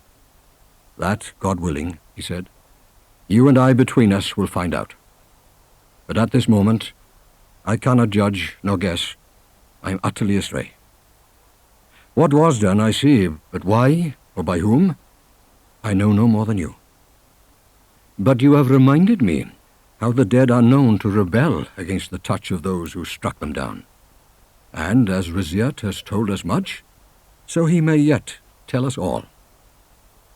He told her then of the 3 nights of prayer and vigil Prior Robert had decreed, and how all the monks and Father Hugh, by turns, would share the duty. Tonight, and for 2 nights following, 2 of us will be keeping watch in the chapel from after Compline in the evening until prime in the morning.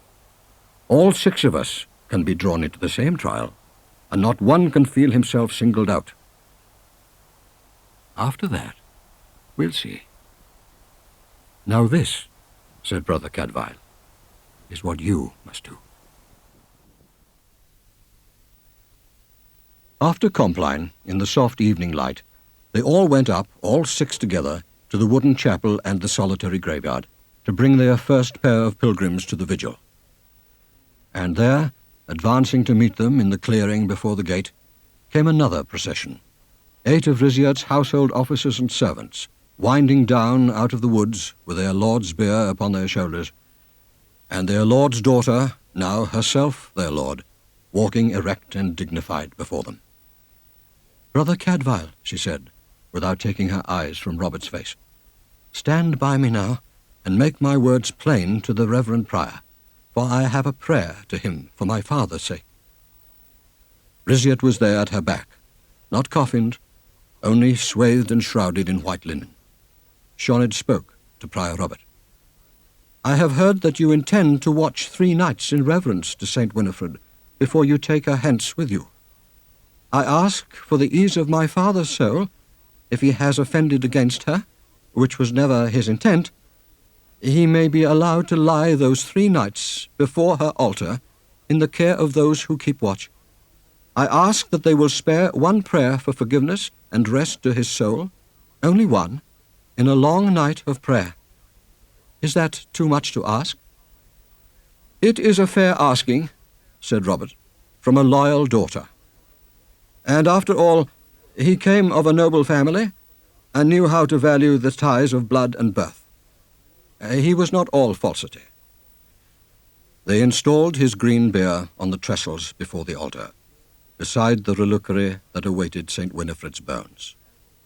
There the party from Riziert's hall left their lord lying in state, and quietly withdrew on the way home.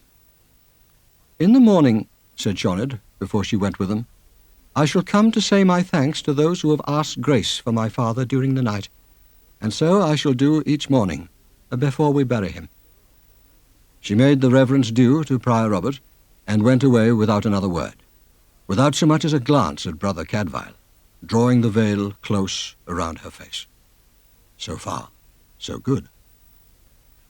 In the morning, when they went to the chapel, it was to find a fair number of the inhabitants of Gwytherin already gathered there. When the prior and his companions entered the chapel, the first of them to draw near was Sioned, with Annis at her elbow. Father Hugh got up from his knees somewhat creakily, leaning on the solid wood of the desk till he could get his old legs straightened and working again. From the other desk beside him, Jerome rose briskly and supply. "A quiet watch," said Hugh. "We have prayed, child, and I trust that we have been heard." "I am grateful," said Sioned. "And before you go, you will do 1 more kindness for me and mine, You have prayed for him, and now I ask you to lay your hand, each of you, upon my father's heart, in token of reassurance and forgiveness." The people of Gwytherin still as trees in the doorway, but live as trees too, and all eyes as a tree is all leaves, made never a sound, and missed never a move. "Gladly," said Father Hugh, and stepped to the bier and laid his rough hand gently on the stilled heart, and by the wagging of his beard his lips were again moving in silent intercession. All eyes turned upon Brother Jerome, for Brother Jerome was hesitating. He did not look greatly disturbed, but he did look evasive. "If Prior Robert feels it is justified and gives me leave, I would gladly do as I am asked." The watching eyes had changed their quarry and hung heavily upon the prior. He frowned and considered gravely for some moments, before he gave judgment. "You may do what she wishes, with good conscience." And Brother Jerome, gratefully acknowledging the instruction, stepped readily to the bier and laid his hand upon the swathed heart without a tremor. No spurt of red showed through the shroud to accuse him. Complacently he followed Prior Robert out of the chapel, the others falling in behind, and the silent, staring people fell back from the doorway and let them pass. "And where," thought Cadfael, following, "does that leave us?" "Well, we shall see tomorrow," he reasoned, "what Robert will do when he's asked for his own forgiveness instead of being generous with another man's." However, things did not turn out quite as he had expected. Prior Robert had certainly elected to take that night's watch himself, along with Brother Richard. But as the two were on their way to the chapel, and passing Cadwatlin's holding, the prior was hailed by the gateman, and Cadwatlin himself came hastening to intercept him, with a burly, handsomely dressed Welshman at his heels, in a short riding tunic. The first Cadfael knew of it was when the prior came striding back into Hugh's garden with the stranger beside him, just at the hour when he should have been sinking to his knees in the sombre chapel. "Brother Cadfael, we have a visitor, and I shall require your services. This is Griffith ap Rhys, Prince Owain's bailiff in Ross. I must make my own statement to him and discuss what is to be done. Brother Richard will keep the vigil alone tonight." So there was nothing at all for Shonerd to do when she came the next morning, but to ask Brother Richard, that large, lazy, kindly man, who willed peace and harmony all round him, for his personal pity towards her father, and his benediction in the laying on of hands, which he willingly and guilelessly gave. Brother Cadfael and Brother Columbanus walked up through the woodland together to keep the third night of prayer. "In this quest and this vigil, brother," said Columbanus, his long young steps keeping easy pace with Cadfael's seaman's roll, "we are greatly privileged.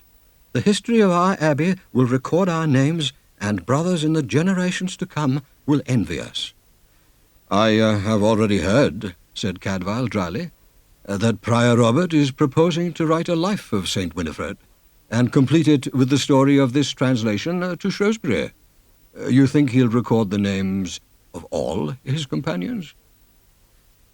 Inside the chapel, a small oil lamp burned with a dark yellow flame on the altar, and Cadfael went forward and lit the 2 altar candles from it and set them one on either side. Brother Columbanus bowed humbly low to the altar and took his place at the desk on the right. Brother Cadfael settled solidly at the one on the left, and with practiced movements sought and found the best place for his knees. Stillness came down on them gently. He composed himself for a long watch, and said his prayer to Riziot, not the first he had said for him. He was lost in prayer when he heard the faintest and strangest of sounds issuing from the prie-dieu on his right. Columbanus's eyes were wide open and staring beyond the chapel wall, and his lips open and curved in ecstasy and singing a mere thread of Latin chant in praise of virginity. He gave a great, wordless cry, seemingly both of pain and triumph, and fell forward full length on the earthen floor, crashing to the ground stiffly, arms outspread, body stretched to the very toes, and lay still, his forehead against the trailing fringe of the altar cloth that spilled from beneath Riziot's body. Cadfael got up in a hurry and went to him, torn between anxiety and alarm on one hand, and disgusted resignation on the other. Exactly what was to be expected of the idiot, he thought with exasperation, even as he was on his knees feeling at the prone brow, and adjusting a fold of the altar drapery under it to ease the position of nose and mouth, turning the young man's head to one side so that he could breathe freely. I should have recognized the signs. Never an opportunity but he can produce a devotional fit or a mystic ecstasy to order. No convulsions this time, at any rate. And now, he thought, what am I supposed to do? Abandon my watch and go down and fetch the prior with help for him? What could they do for him that I cannot do here? If I can't rouse him, then neither could they. Why interfere with a man's peculiar pleasures, if they're doing no harm? It isn't cold here. and he can have one of these altar cloths for a blanket, a fancy that ought to please him. No, we came to watch out the night together, and so we will. I here on my knees, as is due, and he wherever he may be at this moment in his dreams." He covered Columbanus, adjusted the cloths to cushion his head, and went back to his own prie-dieu. Columbanus was in the same condition when Prior Robert came with his fellows, and Sioned with Anest in attendance, and all the people from the village and nearby holdings, silent and watchful as before, to see the end of this 3-night vigil. Sioned was the first to enter. Before Cadfael could rise and turn to reassure her, she had uttered a sharp cry. "What is it? Is he dead?" The prior put her aside quickly and strode past her, and was brought up short with his foot on the hem of Columbanus's habit. "What happened here? Columbanus, brother?" He stopped and laid his hand upon a rigid shoulder. Columbanus slept and dreamed on, unmoved and unmoving. "Brother Cadfael, what does this mean? What has befallen him?" "He is not dead," said Cadfael, and explained the night's events. "You should have called us to his aid," said the prior, shaken and dismayed. "I had also a duty," said Cadfael shortly, "to remain here and keep the vigil I was sent to keep." "It is true," said the prior, a little reassured. "And he seems at peace, and has a good colour, and no sign of trouble or pain." "This is most strange. Is it possible that this young brother will be the occasion of another such prodigy as when his affliction first drew us to St. Winifred?" With a heavy altar cloth and their girdles, they made a sling in which to carry Columbanus down through the forest to Hugh's house. Cadfael let them go. He turned to look at Sioned, as she was looking at him, with dubious and speculative eyes. "Well, I, at least," he said, "am in my right senses, and can and will do what you have not asked of me." And he stepped to Riziart's side, and laid his hand upon the dead man's heart, and signed his forehead with a cross. She walked beside him as they followed the slow procession down towards the village. "What more can we do? If you know of anything, only tell me. We have not been favoured so far, and today is to be his burial." I know it," said Cadfael, and brooded. "As for this affair in the night, I'm torn 2 ways. I should think it is possible it was all planned, to reinforce our cause with another miracle, but for 2 things. To me, Prior Robert's amazement and concern, however I look at them, seem to be true, not false. And Columbanus has shown these strange properties before, and the way they overtake him is violent and perilous, and it's hard to believe he is feigning. All I know," said Sioned, burning darkly red like a slow torch, "is that my father, whom I loved, is murdered, and I want justice on the murderer." I know, said Cadfael. "I am as Welsh as you. But keep a door open to pity, as who knows when you or I may need it. And have you spoken with Engelard? And is all well with him?" She quivered, and flushed, and softened beside him, like a frost-blighted flower miraculously revived by a southern wind. But she did not answer. There was no need. "Ah, you'll live," said Brother Cadfael, satisfied, "as he'd want you to. Even if he did set his face against, like a proper Welsh lord. He'd have got you away in the end. You were right about that. And listen, I have thought of 2 things that you should yet do. We must try whatever we can. Don't go home now. Let Annas take you to Bennet's smithy to rest, and the both of you come to Mass. Who knows what we may learn once our half-fledged saint regains his senses. And then, also, when you bury your father, make certain Peredur comes with his father. He might try to avoid else, if he's eluded you this far. But if you ask him, he cannot refuse. I am still in more minds than one, and none of them very clear, concerning Master Peredur." It was the little brazen bell ringing for Mass that penetrated Brother Columbanus's enchanted sleep at last.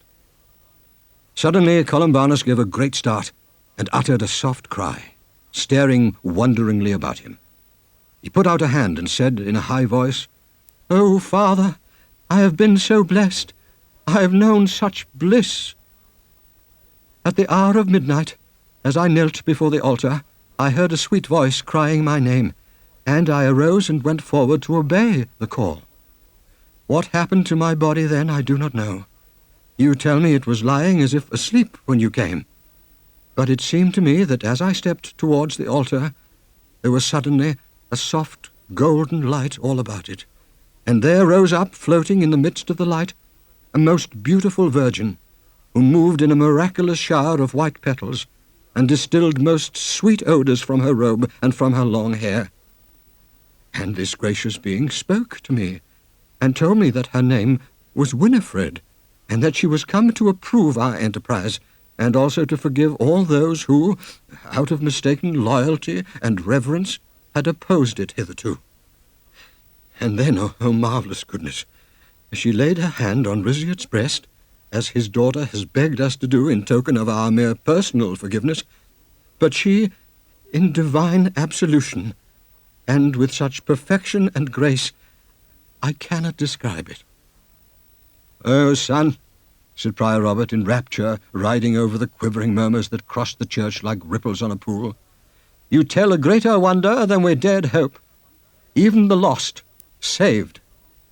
"It is so, and, Father, there is more. When she laid her hand on him, she bade me speak out to all men in this place, both native and stranger, and make known her merciful will. And it is this: where my bones shall be taken out of the earth, she said, there will be an open grave provided. What I relinquish, I may bestow. In this grave, said Winifred, let Riziot be buried, that his rest may be assured, and my power made manifest." Shonnet, when she heard of this, was outraged. Forgiveness for what? Absolution for what? She might rather have praised him while she was about it, and said outright that he was justified, not forgiven. "Yet a very ambassadorial message," admitted Cadfael appreciatively. "Calculated to get us what we came for. Assuage the people of Gwytherin, make peace all round, and to placate me, and cause me to give up the pursuit of my father's murderer," said Shonnet, "burying the deed along with the victim, except that I will not rest until I know." And shed reflected glory upon Prior Robert, I was going to say. And I wish I knew which mind conceived the idea. They had met for a few hurried minutes at Bennet's smithy, where Cadfael had gone to borrow mattock and spade for the holy work now to be undertaken. Even a few of the men of Gwytherin had come forward and asked to have a share in breaking the sacred earth. For though they were still reluctant to lose their saint, if it was her will to leave them, they had no wish to cross her. Prodigious things were happening, and they intended to be in receipt of her approval and blessing, rather than run the risk of encountering her arrows. "It seems to me most of the glory is falling rather on Brother Columbanus of late," said Shonnet shrewdly. "And the prior took it meekly, never made any attempt to filch it back from him.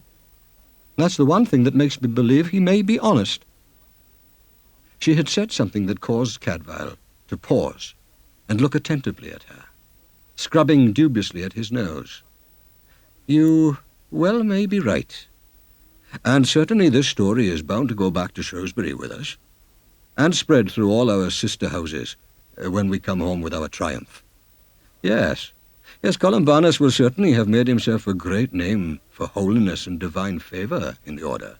"But we're no further forward," said Shonnet bitterly. No, but we have not finished yet." "Tell me what else I am to do." "What I've already told you," said Cadfael. "Have all your household party and friends gathered at the chapel to watch the grave opened, and make sure that Peredur attends." "I've already sent Annest to beg him to come," said Shonnet. "And then? What have I to say or do to Peredur?" "That silver cross you wear around your neck," said Cadfael. "Are you willing to part with it in exchange for one step ahead towards what you want to know?" "That and all the rest of the valuables I own. You know that." "Then this," said Cadfael, is what you will do." With prayers and psalms they carried their tools up to the tangled graveyard by the chapel, and broke the soil of Winifred's grave, digging deep before they came upon the fragile, slender bones of the saint. With further prayers they brought the resplendent coffin out to the lady, to avoid moving her more than they must, and with repeated swathings of linen bound her little bones carefully together and laid her in the coffin. The brothers who made it had realized the need for perfect sealing to preserve the treasure, and taken great pains to make the lid fit down close as a skin and line the interior with lead. Before St. Winifred was carried back into the chapel for the Thanksgiving Mass, the lid was closed upon her, the catches secured, and at the end of the service the prior's seals were added to make all fast. "Now that this sacred duty is done," said Father Hugh, at once relieved and saddened, "it is time to attend to the other duty which the saint herself has laid upon us, and bury Riziat honourably with full absolution in the grave that she has bequeathed to him." That burial service was brief, and, after it, 6 of Riziat's oldest and most trusted servants took up the bier of branches and carried it out to the graveside. The same slings which had lifted St. Winifred waited to lower Riziat into the same bed. Sioned stood beside her uncle and looked all round her at the circle of her friends and neighbours, and unclasped the silver cross from her neck. "One last gift I want to give to my father, and I would like you, Peredur, to be the one to give it. You have been like a son to him. Will you lay this cross on his breast, where the murderer's arrow pierced him? I want it to be buried with him. It is my farewell to him here. Let it be yours, too." Peredur stood dumbstruck and aghast, staring from her still and challenging face to the silver cross she held out to him. Every eye was on him, and all recorded, though without understanding, the slow draining of blood from his face and his horror-stricken stare. They were already wondering why he made no move, and whispering together in concern at his hanging back. "Come, my son," said Father Hugh kindly, the last to suspect evil. "Don't keep the dead waiting." Peredur fell on his knees suddenly, the cross still clutched in one hand, the other spread to hide his face. "He cannot," he cried hoarsely from behind the shielding palm. "He cannot accuse me. I'm not guilty of murder. What I did was done when Riziat was already dead."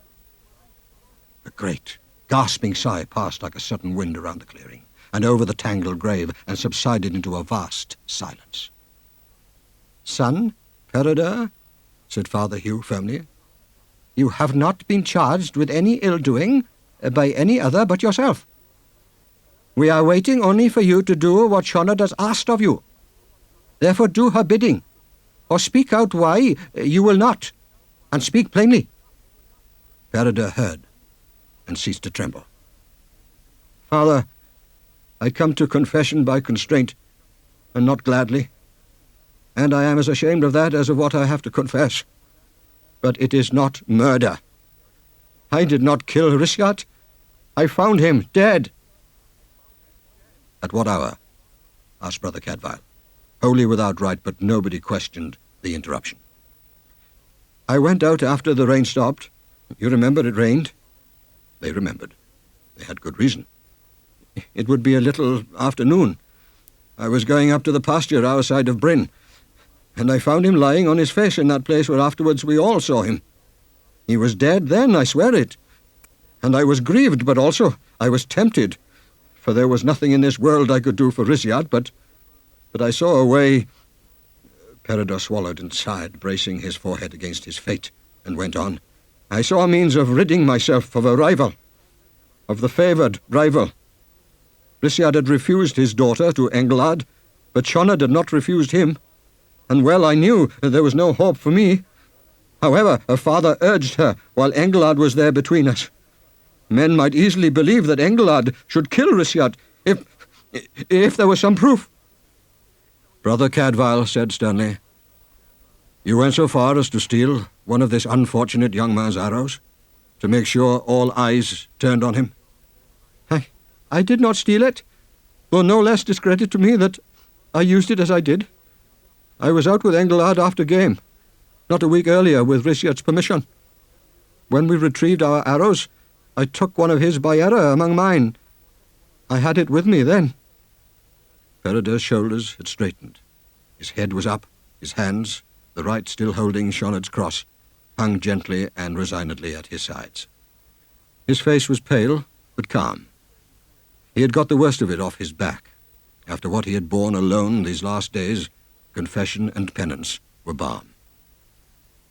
Risiert was stabbed in the back, and the dagger withdrawn and gone. I turned him over on his back, and I turned that wound back to front. And I tell you, my hands burn now, but I did it. He was dead. He suffered nothing. I pierced my own flesh, not his.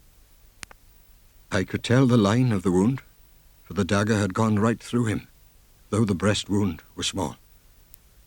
I took my own dagger and opened the way for Engelhard's arrow to follow, and I thrust it through and left it standing in him for witness. "Love makes men do terrible things," said Peredur, not pleading, but marvelling, even to their friends. Father Hugh broke the silence. "Son Peredur," he said, "you stand in dire sin and cannot be excused. Such violation of the image of God cannot go unpunished." "God forbid," said Peredur humbly, "that I should escape any part of what is due. I want it. I cannot live with myself if I have only this present self to live with. Child, if you mean that, then give yourself into my hands to be delivered up both to secular and religious justice. As to the law, I shall speak with the prince's bailiff. As to the penance due before God, that is for me, as you are confessor, and I require that you shall wait my considered judgment." "So I will, father," said Peredur. "I want no unearned pardon. I take penance willingly." "Then you need not despair of grace. Go home now, and remain within doors until I send for you." "I will be obedient to you in all things, but I have one prayer before I go." He turned slowly and faced Shonard. "May I now do what you asked of me? I am not afraid now. He was a fair man always. He won't accuse me of more than my due." Her face was thoughtful and intent. "Yes," she said, "I still wish it." Peredur went forward steadily enough now, sank to his knees beside Risiert's body, and laid first his hand, and then Shonard's cross, upon the heart he had pierced, and no gush of blood sprang at his touch. The evening was drawing in by the time they had buried Risiert, and it was too late for Prior Robert and his companions to take their prize and leave at once for home, even if it had been a seemly thing to do, after all that had happened. Some ceremony was due to the community the saint was leaving, and the houses that had offered hospitality freely even to those who came to rob them. "We will stay this night over, and sing vespers and compline in the church with you, and give due thanks," said the prior. "And after compline, one of us will again watch the night through with St. Winifred, as is only proper." Cadfael fell in beside Shonard as the subdued, straggling procession made its way home towards the village. "Well," he said resignedly, "it was worth trying, and we can't say it got us nothing. At least we know now who committed the lesser crime, if we are very little nearer knowing who committed the greater." "And tomorrow," she said sadly, "Prior Robert will take his saint and all his brothers, and you with them, and set out for home, and I shall be left with nobody to turn to here. And Engelhard must go on hiding, as well you know. Peredur's plot against him is quite empty now. We all know that. But does that prove he did not kill my father, after a raging quarrel?" "In the back," said Cadfael, unguardedly indignant. She smiled. "All that proves is that you know him. Not everyone does. Some will be saying at this moment, perhaps, after all, that Peredur may have been right without even knowing it." He thought about it, and was dismayed, for no question she was right. There is also Brother John to be considered, said Sioned. It may well be that Anest, walking behind, had prodded her. I have not forgotten Brother John, agreed Cadfael. But I think the bailiff well may have done. He would shut his eyes or look the other way if Brother John left for Shrewsbury with the rest of you. He has troubles enough here. What does he want with alien trouble? And if Brother John should seem to him to have left for Shrewsbury, he would be satisfied? Ask no questions about one more outlander taken up by a patron here? I always knew you were quick, said Sioned, brown and bright and animated, almost herself again. But would Prior Robert pursue him still, when he hears he's gone from custody? I don't see him as a forgiving man. No, nor he is. But how would he set about it?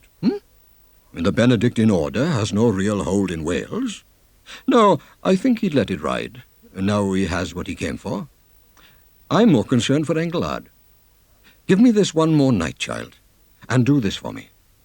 Send your people home, and stay the night over with Anest at Bennett's Croft.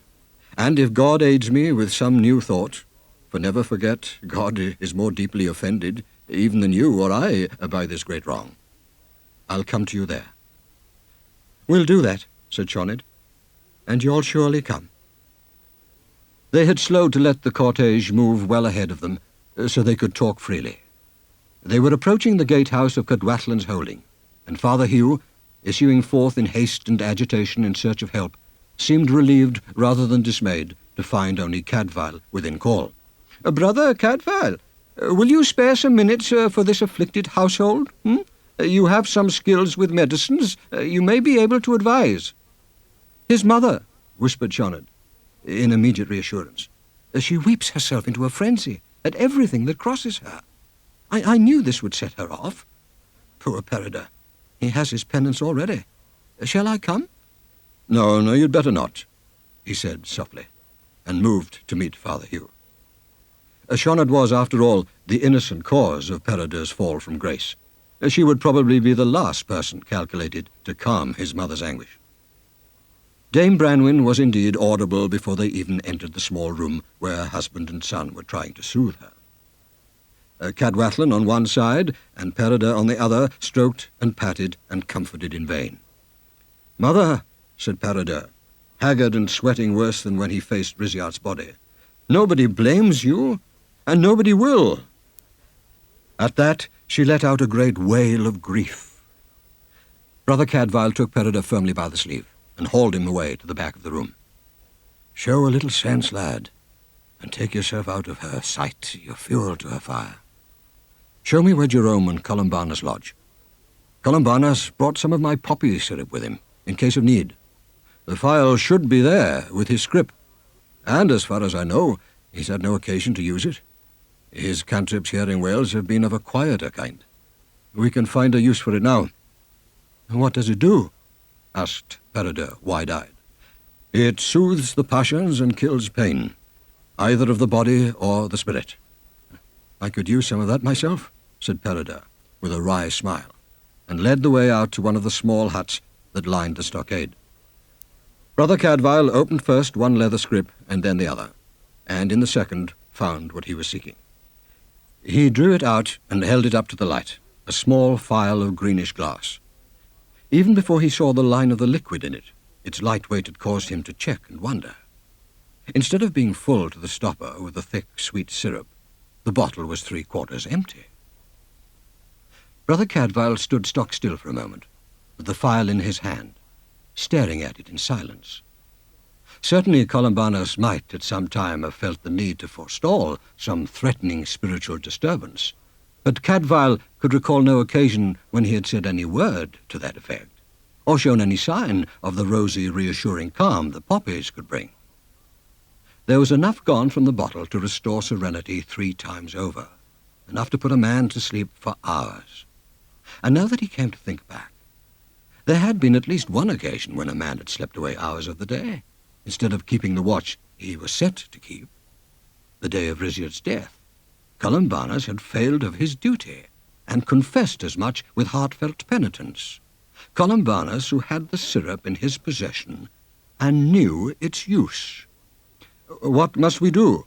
Asked Peredur, uneasy in the silence. If it tastes unpleasant, you'll have trouble getting her to drink it.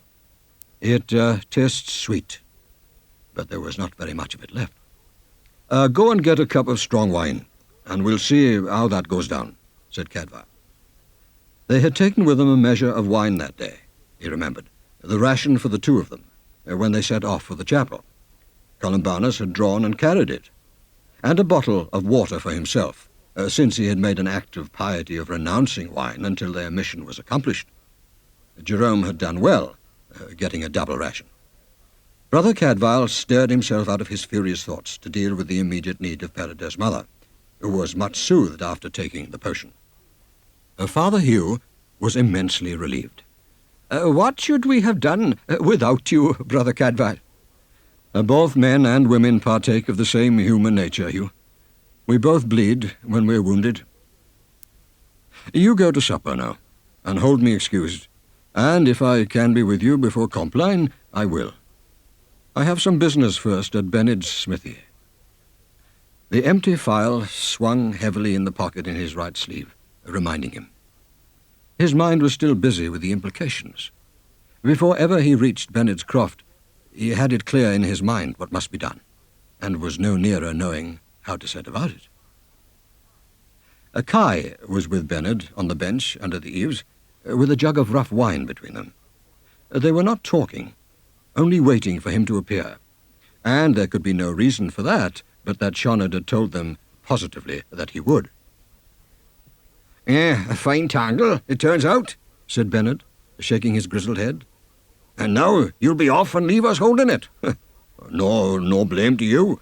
You have to go where your duty is. But what are we to do about Rizyat when you're gone? God knows we never meant to bring trouble, said Cadfael. But there's still tonight before we go, and I haven't shot my last bolt yet. I must speak with Shonard. We've things to do, and not much time for doing them. Prior Robert and Brother Richard rode into Rizyat's yard with the prince's bailiff between them, his two henchmen and Brother Cadfael close behind, at about 7:30 in a mild twilight, with all the unhurried ceremony of the law, rather as if Griffith ap Rhys held his commission from St. Benedict himself, and not from Owain Gwynedd. Suddenly, Annis came running with her skirts gathered in her hands, and her light brown hair slipping out of its glossy coil to her shoulders. "Oh, sirs, you must excuse us this neglect. We've been so disturbed. The gatekeeper was called away to help, and all the grooms are hunting." "We don't propose to stay," said Griffith ap Rhys, already suspecting this artlessness and approving the way she radiated it. "We came to relieve you of a certain young malefactor you've had in hold here. But it seems that you've suffered some further calamity, and we should be sorry to add to your troubles." "Madam," said Prior Robert, civilly but officiously, "you are addressing the Prince's bailiff of Ross, and I am the Prior of Shrewsbury Abbey. You have a brother of that abbey in confinement here. The royal bailiff is come to relieve you of his care." All of which Cadfael duly and solemnly translated for Annest's benefit, his face as guileless as hers. "Oh, sirs!" She opened her eyes wide and curtsied deeply to Griffith and cursorily to the prior, separating her own from the alien. "It's true, we had such a brother here, a prisoner." "Had?" said Robert sharply, for once detecting the change of tense. "Had?" said Griffith thoughtfully. "He's gone, sir. You see what confusion he's left behind. This evening, when his keeper took him his supper, this brother struck him down with a board torn loose from the manger in his prison and dropped the bolt on him and slipped away. It was some time before we knew. He must have climbed the wall. You see, it is not so high. We have men out now looking for him in the woods and searching everywhere here within, but I hear that he's clean gone." Kai made his entrance at the perfect time, issuing from one of the barns with shaky steps, his head wreathed in a white cloth lightly dabbed with red. "The poor man! The villain broke his head for him. It was some time before he could drag himself to the door and hammer on it and make himself heard. There's no knowing how far the fellow may have got by now, but the whole household is out hunting for him." The bailiff, as in duty bound, questioned Kai, but gently and briefly questioned all the other servants, who ran to make themselves useful and succeeded only in being magnificently confusing. And Prior Robert, burning with vengeful zeal, would have pressed them more strenuously, but for the bailiff's presence and obvious prior right, and the brevity of the time at his disposal if he was to get back for Compline. In any case, it was quite clear that Brother John was indeed over the wall and clean gone. "The wretch compounds his offence," said Robert, furious. "But I cannot allow his villainy to disrupt my mission. I must set out for home tomorrow, and leave his capture to you." "You may trust me to deal properly with him," said Griffith dryly, "when he is found." With that, Prior Robert had to be content, though his Norman spirit burned at being deprived of its rightful victim. He was in no very Christian mood when he swept into Father Hugh's church, only just in time for Compline. They were all there but Brother John, the remaining 5 brethren from Shrewsbury, and a good number of the people of Gwytherin, to witness the last flowering of Brother Columbanus's devotional gift of ecstasy, now dedicated entirely to St. Winifred, his personal patroness, who had healed him of madness, favored him with her true presence in a dream, and made known her will through him in the matter of Riziard's burial. For at the end of Compline, rising to go to his self-chosen vigil, Columbanus turned to the altar, raised his arms in a sweeping gesture, and prayed aloud in a high, clear voice that the virgin martyr would deign to visit him once more in his holy solitude, in the silence of the night, and reveal to him again the inexpressible bliss from which he had returned so reluctantly to this imperfect world. And more, that this time, if she found him worthy of translation out of the body, she would take him up living into that world of light. Brother Columbanus entered the small, dark, wood-scented chapel, heavy with the odors of centuries, and closed the door gently behind him without latching it. Beyond the capsule of soft golden light from the small oil lamp on the altar, all was darkness, perfumed with age and dust. Brother Columbanus made his obeisance to the altar, briefly and almost curtly. He moved the second prayer desk aside and set the chosen one squarely in the center of the chapel, facing the bier. Columbanus then padded the prie-dieu for his knees with the bunched skirts of his habit, and made himself as comfortable as possible with his gowned arms broadly folded as a pillow for his head. A drowsiness came stealing over him, and he slept. It seemed, after the fashion of sleep, no time at all before he was startled awake, but in fact it was more than 3 hours, and midnight was approaching. A woman was calling him by name, low and clearly, and over again. "Columbanus! Columbanus! Columbanus, what have you done?" Out of the reliquary the voice came, out of the light that was dwindling, even as he stared in terror and unbelief. "Columbanus! Columbanus, my false servant, who blasphemes against my will and murders my champions, what will you say in your defense to Winifred? Do you think you can deceive me as you deceive your prior and your brothers? Why," demanded the voice, cold, peremptory, and menacing in its stillness, "have you killed my servant Riziard?" "No," croaked Columbanus, forcing out words in a frantic haste. I never touched Riziard. I was here in your chapel, Holy Virgin." "Liar that you are! Who carried the wine? Who put a sleeping potion in the wine, causing even the innocent to sin? Brother Jerome slept, and not you. You went out into the forest and waited for Riziard, and struck him down." No, I swear it." Shaking and swearing, he clawed at the desk before him, and could get no leverage with his palsied hands to prise himself to his feet and fly from her. "Fool!" said the voice in a sudden loud cry. "Do you think that you can deceive me? Then what is this?" There was a sudden silvery flash in the air before him, and something fell and smashed with a shivering of glass on the floor just in front of the desk. Spattering his knees with sharp fragments, an infinitesimal sticky drops, and at the same instant the flame of the lamp died utterly, and black darkness fell. Shivering and sick with fear, Columbanus groped forward along the earth floor, and slivers of glass crushed and stabbed under his palms, drawing blood.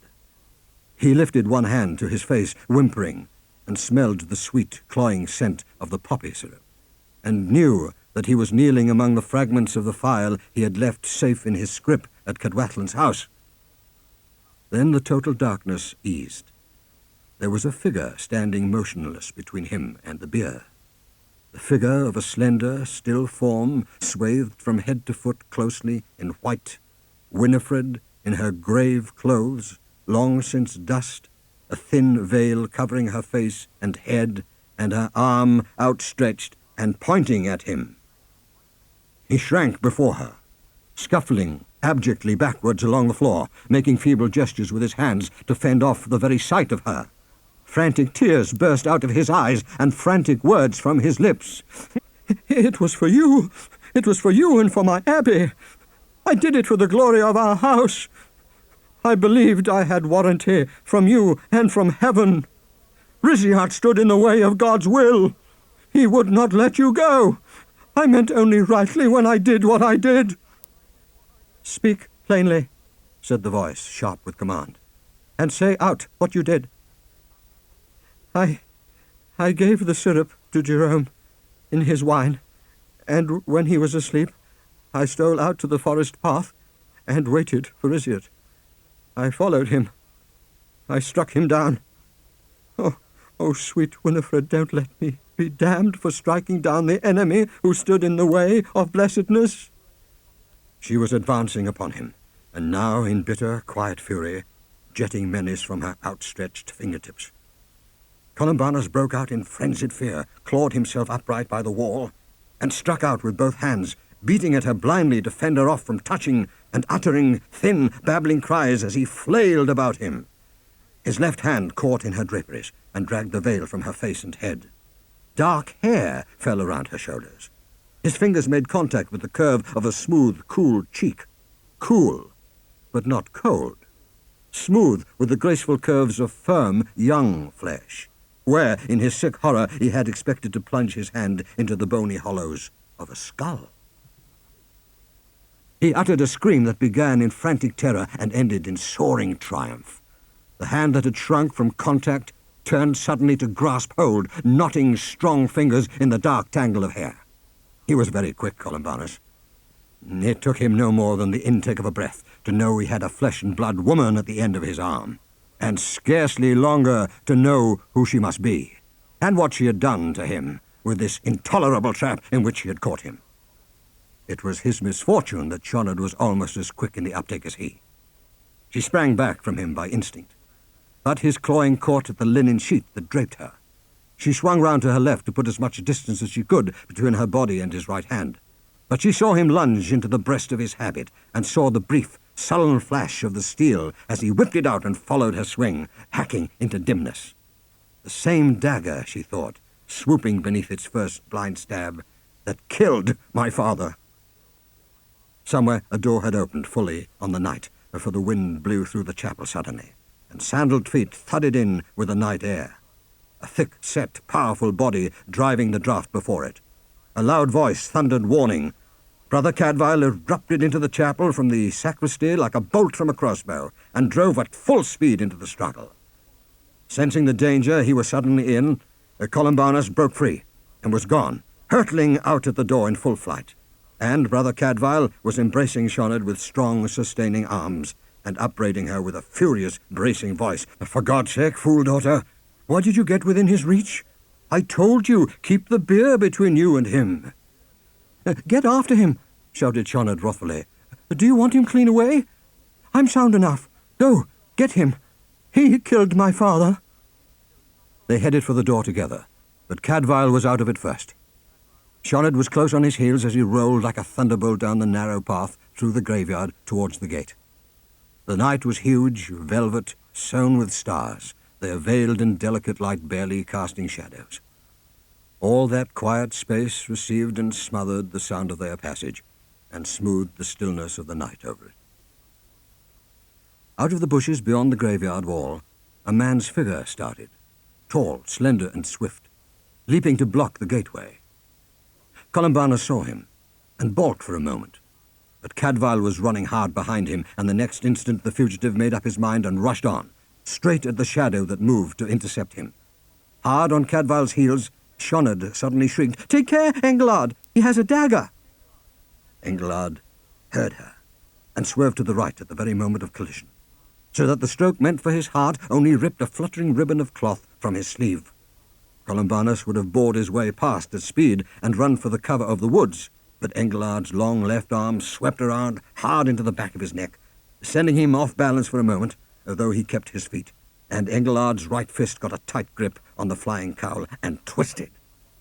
Half strangled, Columbanus whirled again and struck out with the knife, and this time Engelard was ready for the flash, and took the thrusting wrist neatly in his left hand. They swayed and wrestled together, feet braced in the grass, and they were very fairly matched, if both had been armed. That unbalance was soon amended. Engelard twisted at the wrist that he held, ignoring the clawing of Columbanus's free hand at his throat, and the numbed fingers opened at last and let the dagger fall. Both lunged for it, but Engelard scooped it up and flung it contemptuously aside into the bushes, and grappled his opponent with his bare hands. The fight was all but over.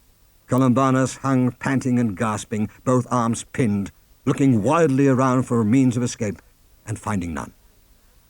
"Is this the man?" demanded Engelard. Shoned said, "Yes, he has owned to it." Engelard looked beyond his prisoner then for the first time, and saw her standing in the soft starlight that was becoming to their accustomed eyes almost as clear as day. He saw her dishevelled and bruised, and gazing with great shocked eyes, her left arm gashed and bleeding freely, though the cut was shallow. He saw smears of blood dabbling the white sheet in which she was swathed. By starlight, there is little or no colour to be seen, but everything that Engelard saw at that moment was blood-red. This was the man who had murdered in coward's fashion Engelard's well-liked lord and good friend, whatever their differences. And now he had tried to kill the daughter as he had killed the father. "You dared! You dared touch her!" blazed Engelard in towering rage. "You worthless cloister rat!" And he took Columbanus by the throat and hoisted him bodily from the ground, shook him like the rat he had called him, cracked him in the air like a poisonous snake, and when he had done with him, flung him down at his feet in the grass. "Get up," he growled, standing over the wreckage.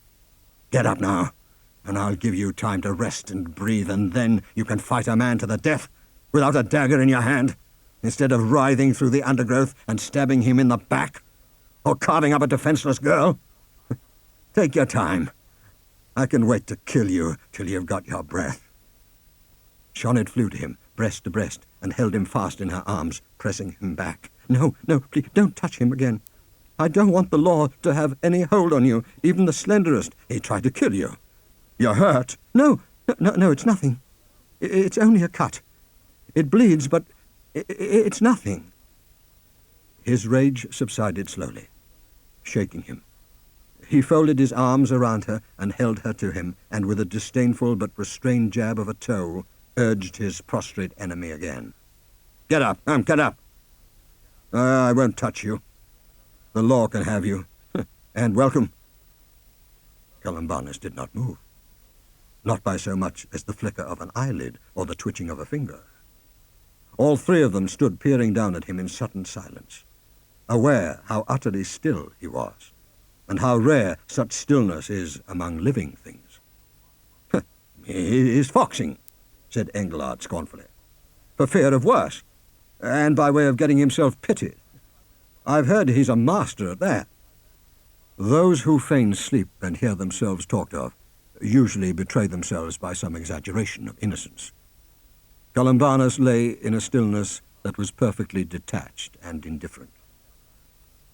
Brother Cadfael knelt down beside him, shook him by the shoulder gently, and sat back with a sharp sigh at the broken movement of the head.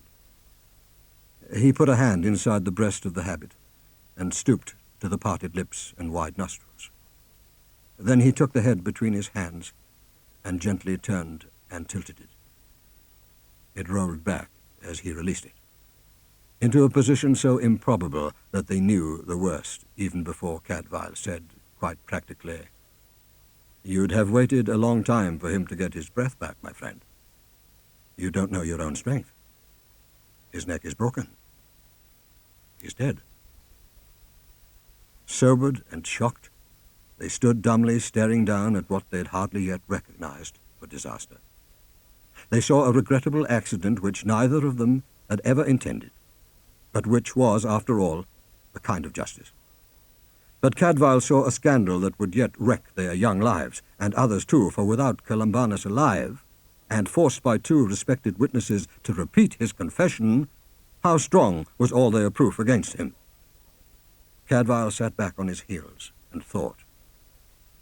It was startling to realize, and now that the unmoved silence of the night came down on them again, how all this violence and passion had passed with very little noise, and no other witnesses. He listened, and no stirring foot or wing troubled the quiet. They were far enough away from any dwelling. Not a soul had been disturbed. That, at least, was time gained. "He can't be dead," said Engelard doubtfully. "I barely handled him at all. Nobody dies as easily as that." "This one did. And now what's to be done? I hadn't bargained for this." He said it not complainingly, but as one pointing out that further urgent planning would now be necessary, and they had better keep their minds flexible. Why, what can be done?" To Engelard it was simple, though troublesome. "We shall have to call up Father Hugh and your prior and tell them exactly what happened. I mean, what else can we do? I'm sorry to have killed the fellow. I never meant to, but I can't say that I feel any guilt about it." Nor did he expect any blame. The truth was always the best way. Cadfael felt a reluctant affection for such innocence. The world was going to damage it sooner or later, but one undeserved accusation had so far failed even to bruise it. He still trusted men to be reasonable. Cadfael doubted if Shoned were so sure. Her silence was anxious and foreboding, and her grazed arm was still oozing blood. First things first, and they might as well be sensibly occupied while he thought. Here, make yourself useful. Help me to get this carrion back into the chapel out of sight. And, Shoned, find his dagger. We can't leave that lying about to bear witness. And let's get that arm of yours washed and bound up. There's a stream at the back of the hawthorn hedge there, and of linen we have plenty." They had absolute faith in him, and did his bidding without question, though Engelard, once he had assured himself that Shoned was not gravely hurt, and had himself carefully and deftly bandaged her scratch, returned to his dogged opinion that their best course was to tell the whole story, which could hardly cast infamy upon anyone but Columbanus. Cadfael busied himself with flint and tinder until he had candles lighted and the lamp refilled, from which he himself had drained a judicious quantity of oil before Shoned took her place under the draperies of the saint's catafalque. "You think," he said at length, "that because you've done nothing wrong, and we've all of us banded together to expose a wrong, that the whole world will be of the same opinion, and honestly come out and say so? Child, I know better. The only proof we have of Columbanus's guilt is his confession, which both of us here heard, or rather, the only proof that we had, for we no longer have even that. Alive, we too could have forced the truth out of him a second time. Dead? He's never going to give us that satisfaction. And without that, our position is vulnerable enough. No, make no mistake. If we accuse him, if this fearful scandal breaks to smirch the Abbey of Shrewsbury and all the forces of the Benedictine order, backed here by the bishop and the prince, you take my word for it. All the forces of authority will band together to avert the disaster, and nobody, much less a friendless outlander, will be allowed to stand in their way. They simply can't afford to have their acquisition of St. Winifred called in question and brought to disrepute. Rather than that, they'll call this an outlaw killing by a desperate man, a fugitive already, wanted for another crime, and trying to escape both together. A pity, he said. I ever suggested that Shoned should call you in to wait in reserve, in case we had trouble.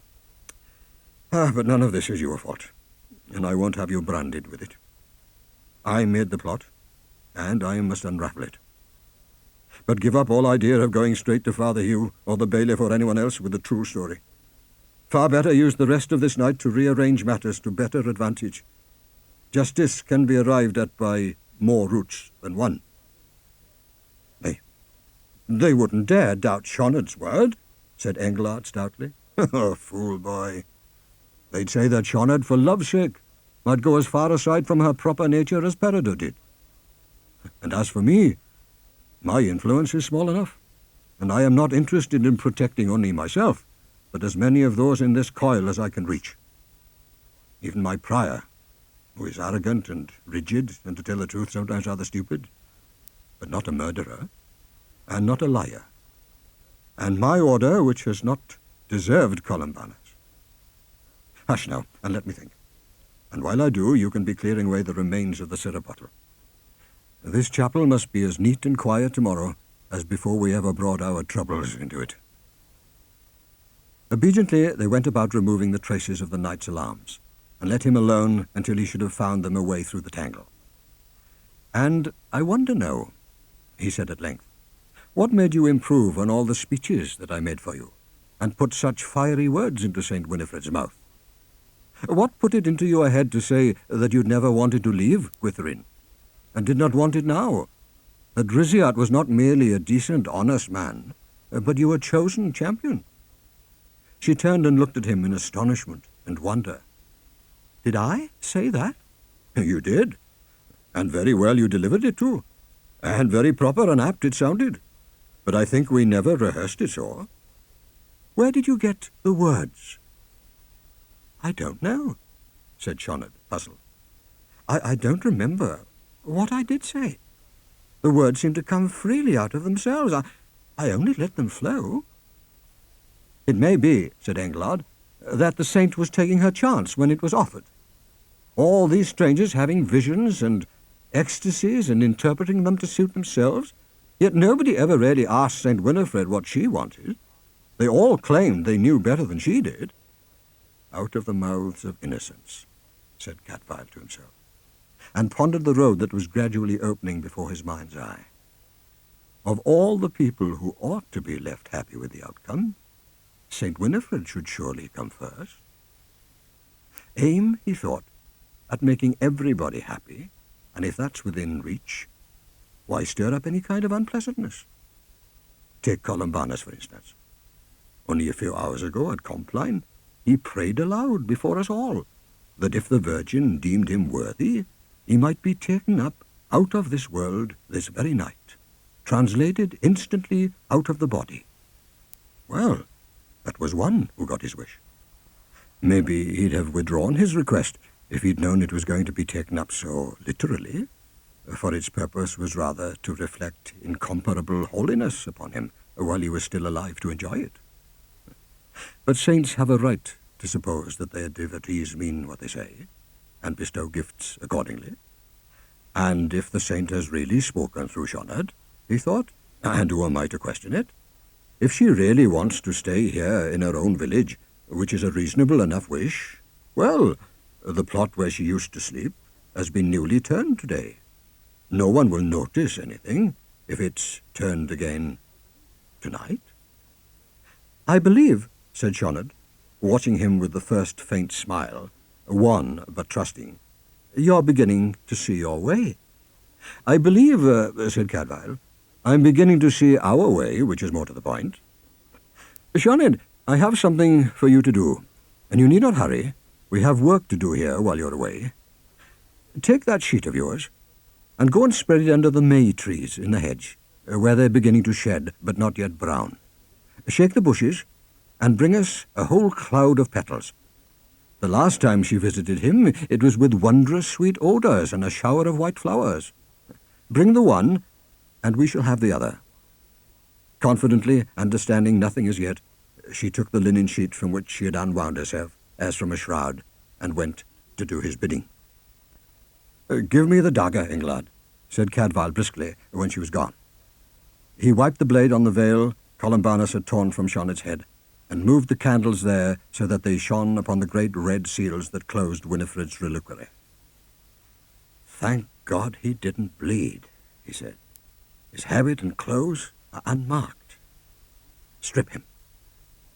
And he fingered the first seal, nodded satisfaction at its fastness and the thinness and sharpness of the dagger, and thrust the tip of the blade into the flame of the lamp. Long before daylight, they were ready. They walked down, all three together, from the chapel towards the village, and separated at the edge of the wood where the shortest path turned off uphill towards Riziot's holding. Sioned carried with her the blood-stained sheet and veil and the fragments of glass they had buried in the forest. A good thing the servants who had filled in Riziot's grave had left their spades on the scene, meaning to tidy the mound next day. That had saved a journey to borrow without leave, and a good hour of time. "There'll be no scandal," said Cadfael, when they halted at the place where the paths divided. "No scandal and no accusations. I think you may take Engelard home with you, but keep him out of sight until we're gone. There'll be peace when we're gone, and you needn't fear that the prince or his bailiff will ever proceed further against Engelard any more than against John. I'll speak a word in Peredur's ear. Peredur will speak it into the bailiff's ear. The bailiff will speak it into Owain Gwyned's ear. Or Father Hugh will leave out of it. There's no need to burden his conscience, the good simple man.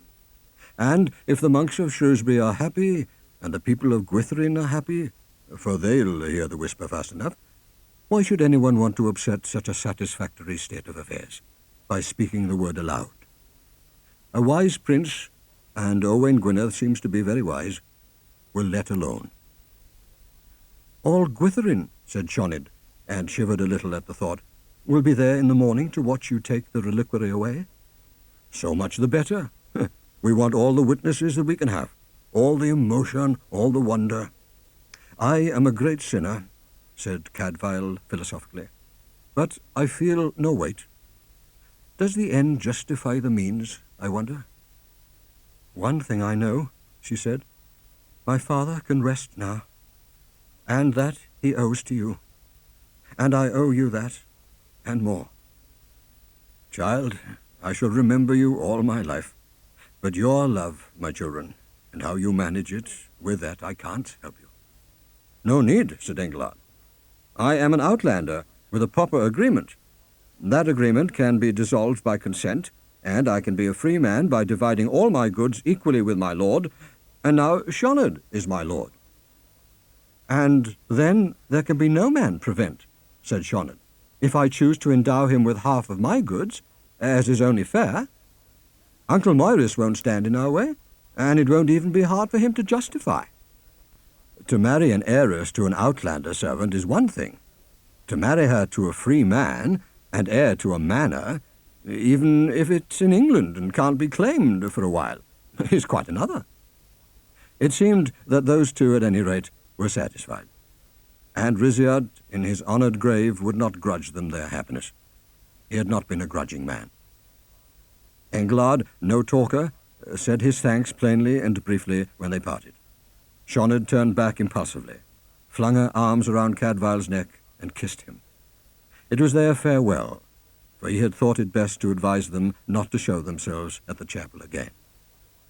It was a wry touch that she smelled so heady and sweet with flowering May, and left so saintly a fragrance in his arms when she was gone.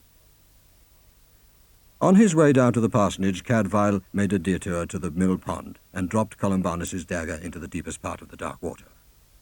What a good thing, he thought, making for the bed he would occupy for no more than an hour or so before prime, that the brothers who made the reliquary were such meticulous craftsmen, and insisted on lining it with lead. Prior Robert arose and went to the first service of the day in so great content with his success that he had almost forgotten about the escape of Brother John. It was a clear, radiant morning when they came from the church and turned towards the old graveyard and the chapel, and all the congregation fell in at their heels and followed. Now they were approaching the little clearing. The woodlands fell back from them on either side. The narrow field of wild grass opened, and then the stone-built wall, green from head to foot, of the old graveyard. Small, shrunken, black, a huddled shape too tall for its base, the chapel of St. Winifred loomed, and at its eastern end the raw, dark oblong of Rizyard's grave scarred the lush spring green of the grass. Prior Robert halted at the gate and turned to face the following multitude with a benign and almost affectionate countenance, and, through Cadfael, addressed them thus.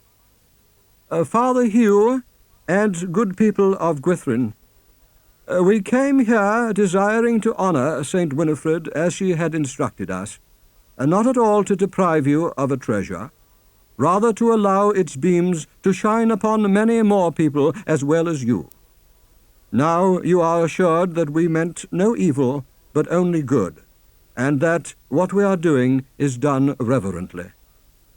A murmur began at one end of the crescent of watchers, and rolled gently around to the other extreme, a murmur of acquiescence, almost of complacency. It was altogether too good. They knew already.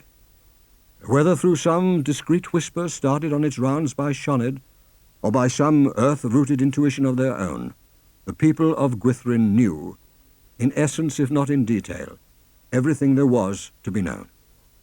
And not a word aloud, not a word out of place, until the strangers were gone. Come then, said Prior Robert, deeply gratified.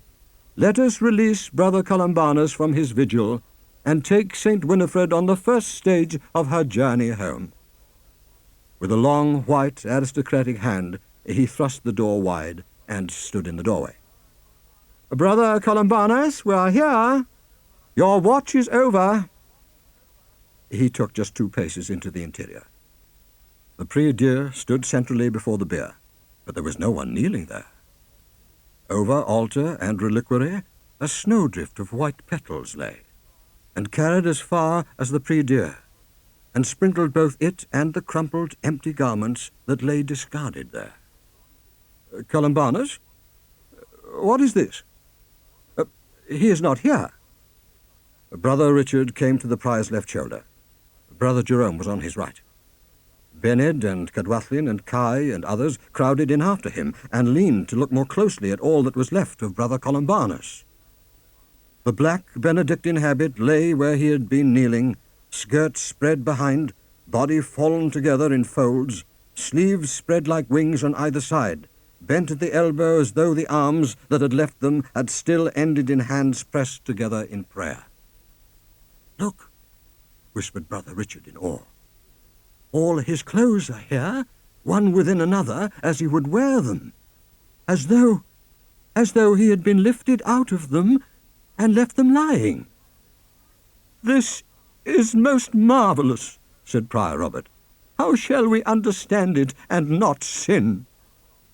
Father, may we take up these garments, if there is trace or mark on them?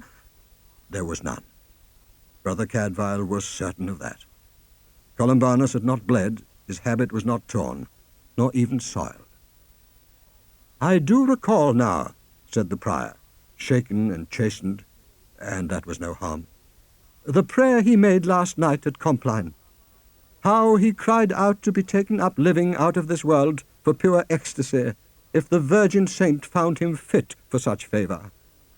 Let us say a mass here for Brother Columbanus, before we take up the Blessed Lady who has made him her herald, and go to make known this miracle of faith. He said Mass with absolute conviction, in the cloud of white flowers, the huddle of discarded garments at his feet. The people of Gwytherin, silent and observant, crowded in to fill the space available, made no sound, expressed no opinion. Their presence and silence passed for endorsement. What they really thought they kept to themselves. Now, said Prior Robert, moved almost to tears, let us take up this blessed burden and praise God for the weight we carry. And he moved forward to offer his own delicate hands and frail shoulder, first of the devout. That was Brother Cadfael's worst moment, for it was the one thing that he had overlooked. Apart from Cadfael, the only monk of Shrewsbury who got a corner hoisted onto his neck was Jerome, being of much the same height, and his was the sole voice that cried out in astonishment at the weight, and sagged under it until Bened shifted nearer and hefted most of the load from him. Your pardon, Father Prior, but who would have thought that those slender little bones could weigh so heavily? Cadfael spoke up in hasty interpretation. We are surrounded here by miracles, both small and great. Truly did Father Prior say that we thank God for the weight we carry. Is not this evidence of singular grace, that heaven has caused the weight of her worthiness to be so signally demonstrated? In his present state, at once humbled and exalted, Prior Robert apparently did not find the logic of this nearly as peculiar as did Brother Cadfael himself. He would have accepted and embraced anything that added to his own triumph. So it was, on sturdy Gwytherin shoulders, that the reliquary and its contents were hoisted out of the chapel and borne in procession down to the parsonage. It was Gwytherin men who fetched the horses and mules and rigged a little cart, spread with cloths, on which the precious casket could be drawn home. The cortege set forth ceremoniously, half of Gwytherin there to watch it go, and sigh immense relief when it was gone. Father Hugh blessed the departing guests. Brother Cadfael settled himself well down in the saddle, and shook his bridle to let the mule know it might conduct him where it would. Very gently he dozed. It could not yet be called sleep. He was aware of the shifting light and the shadow under the trees, and the fresh, cool air and movement under him, and a sense of something completed, or almost completed, for this was only the first stage of the way home. He roused when they came to the high ridge above the river valley.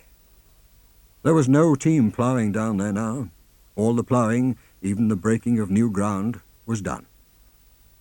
He turned his head towards the wooded uplands on his right, and waited for the opening vista between the trees. It was brief and narrow, a sweep of grass soaring to a gentle crest beyond which the trees loomed close and dark. There were a number of people clustered there on the rounded hillock, most of Shonnett's household, far enough removed to be nameless to anyone who knew them less well than he. A cloud of dark hair beside a cap of flaxen. Kai's flaunting bandage shoved back like a hat unseated in a hot noon. A light brown head clasped close against a red thorn hedge that looked very like Brother John's abandoned tonsure.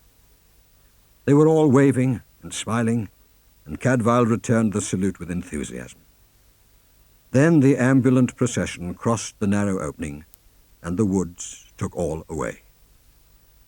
Brother Cadfael, well content, subsided into his saddle comfortably, and fell asleep.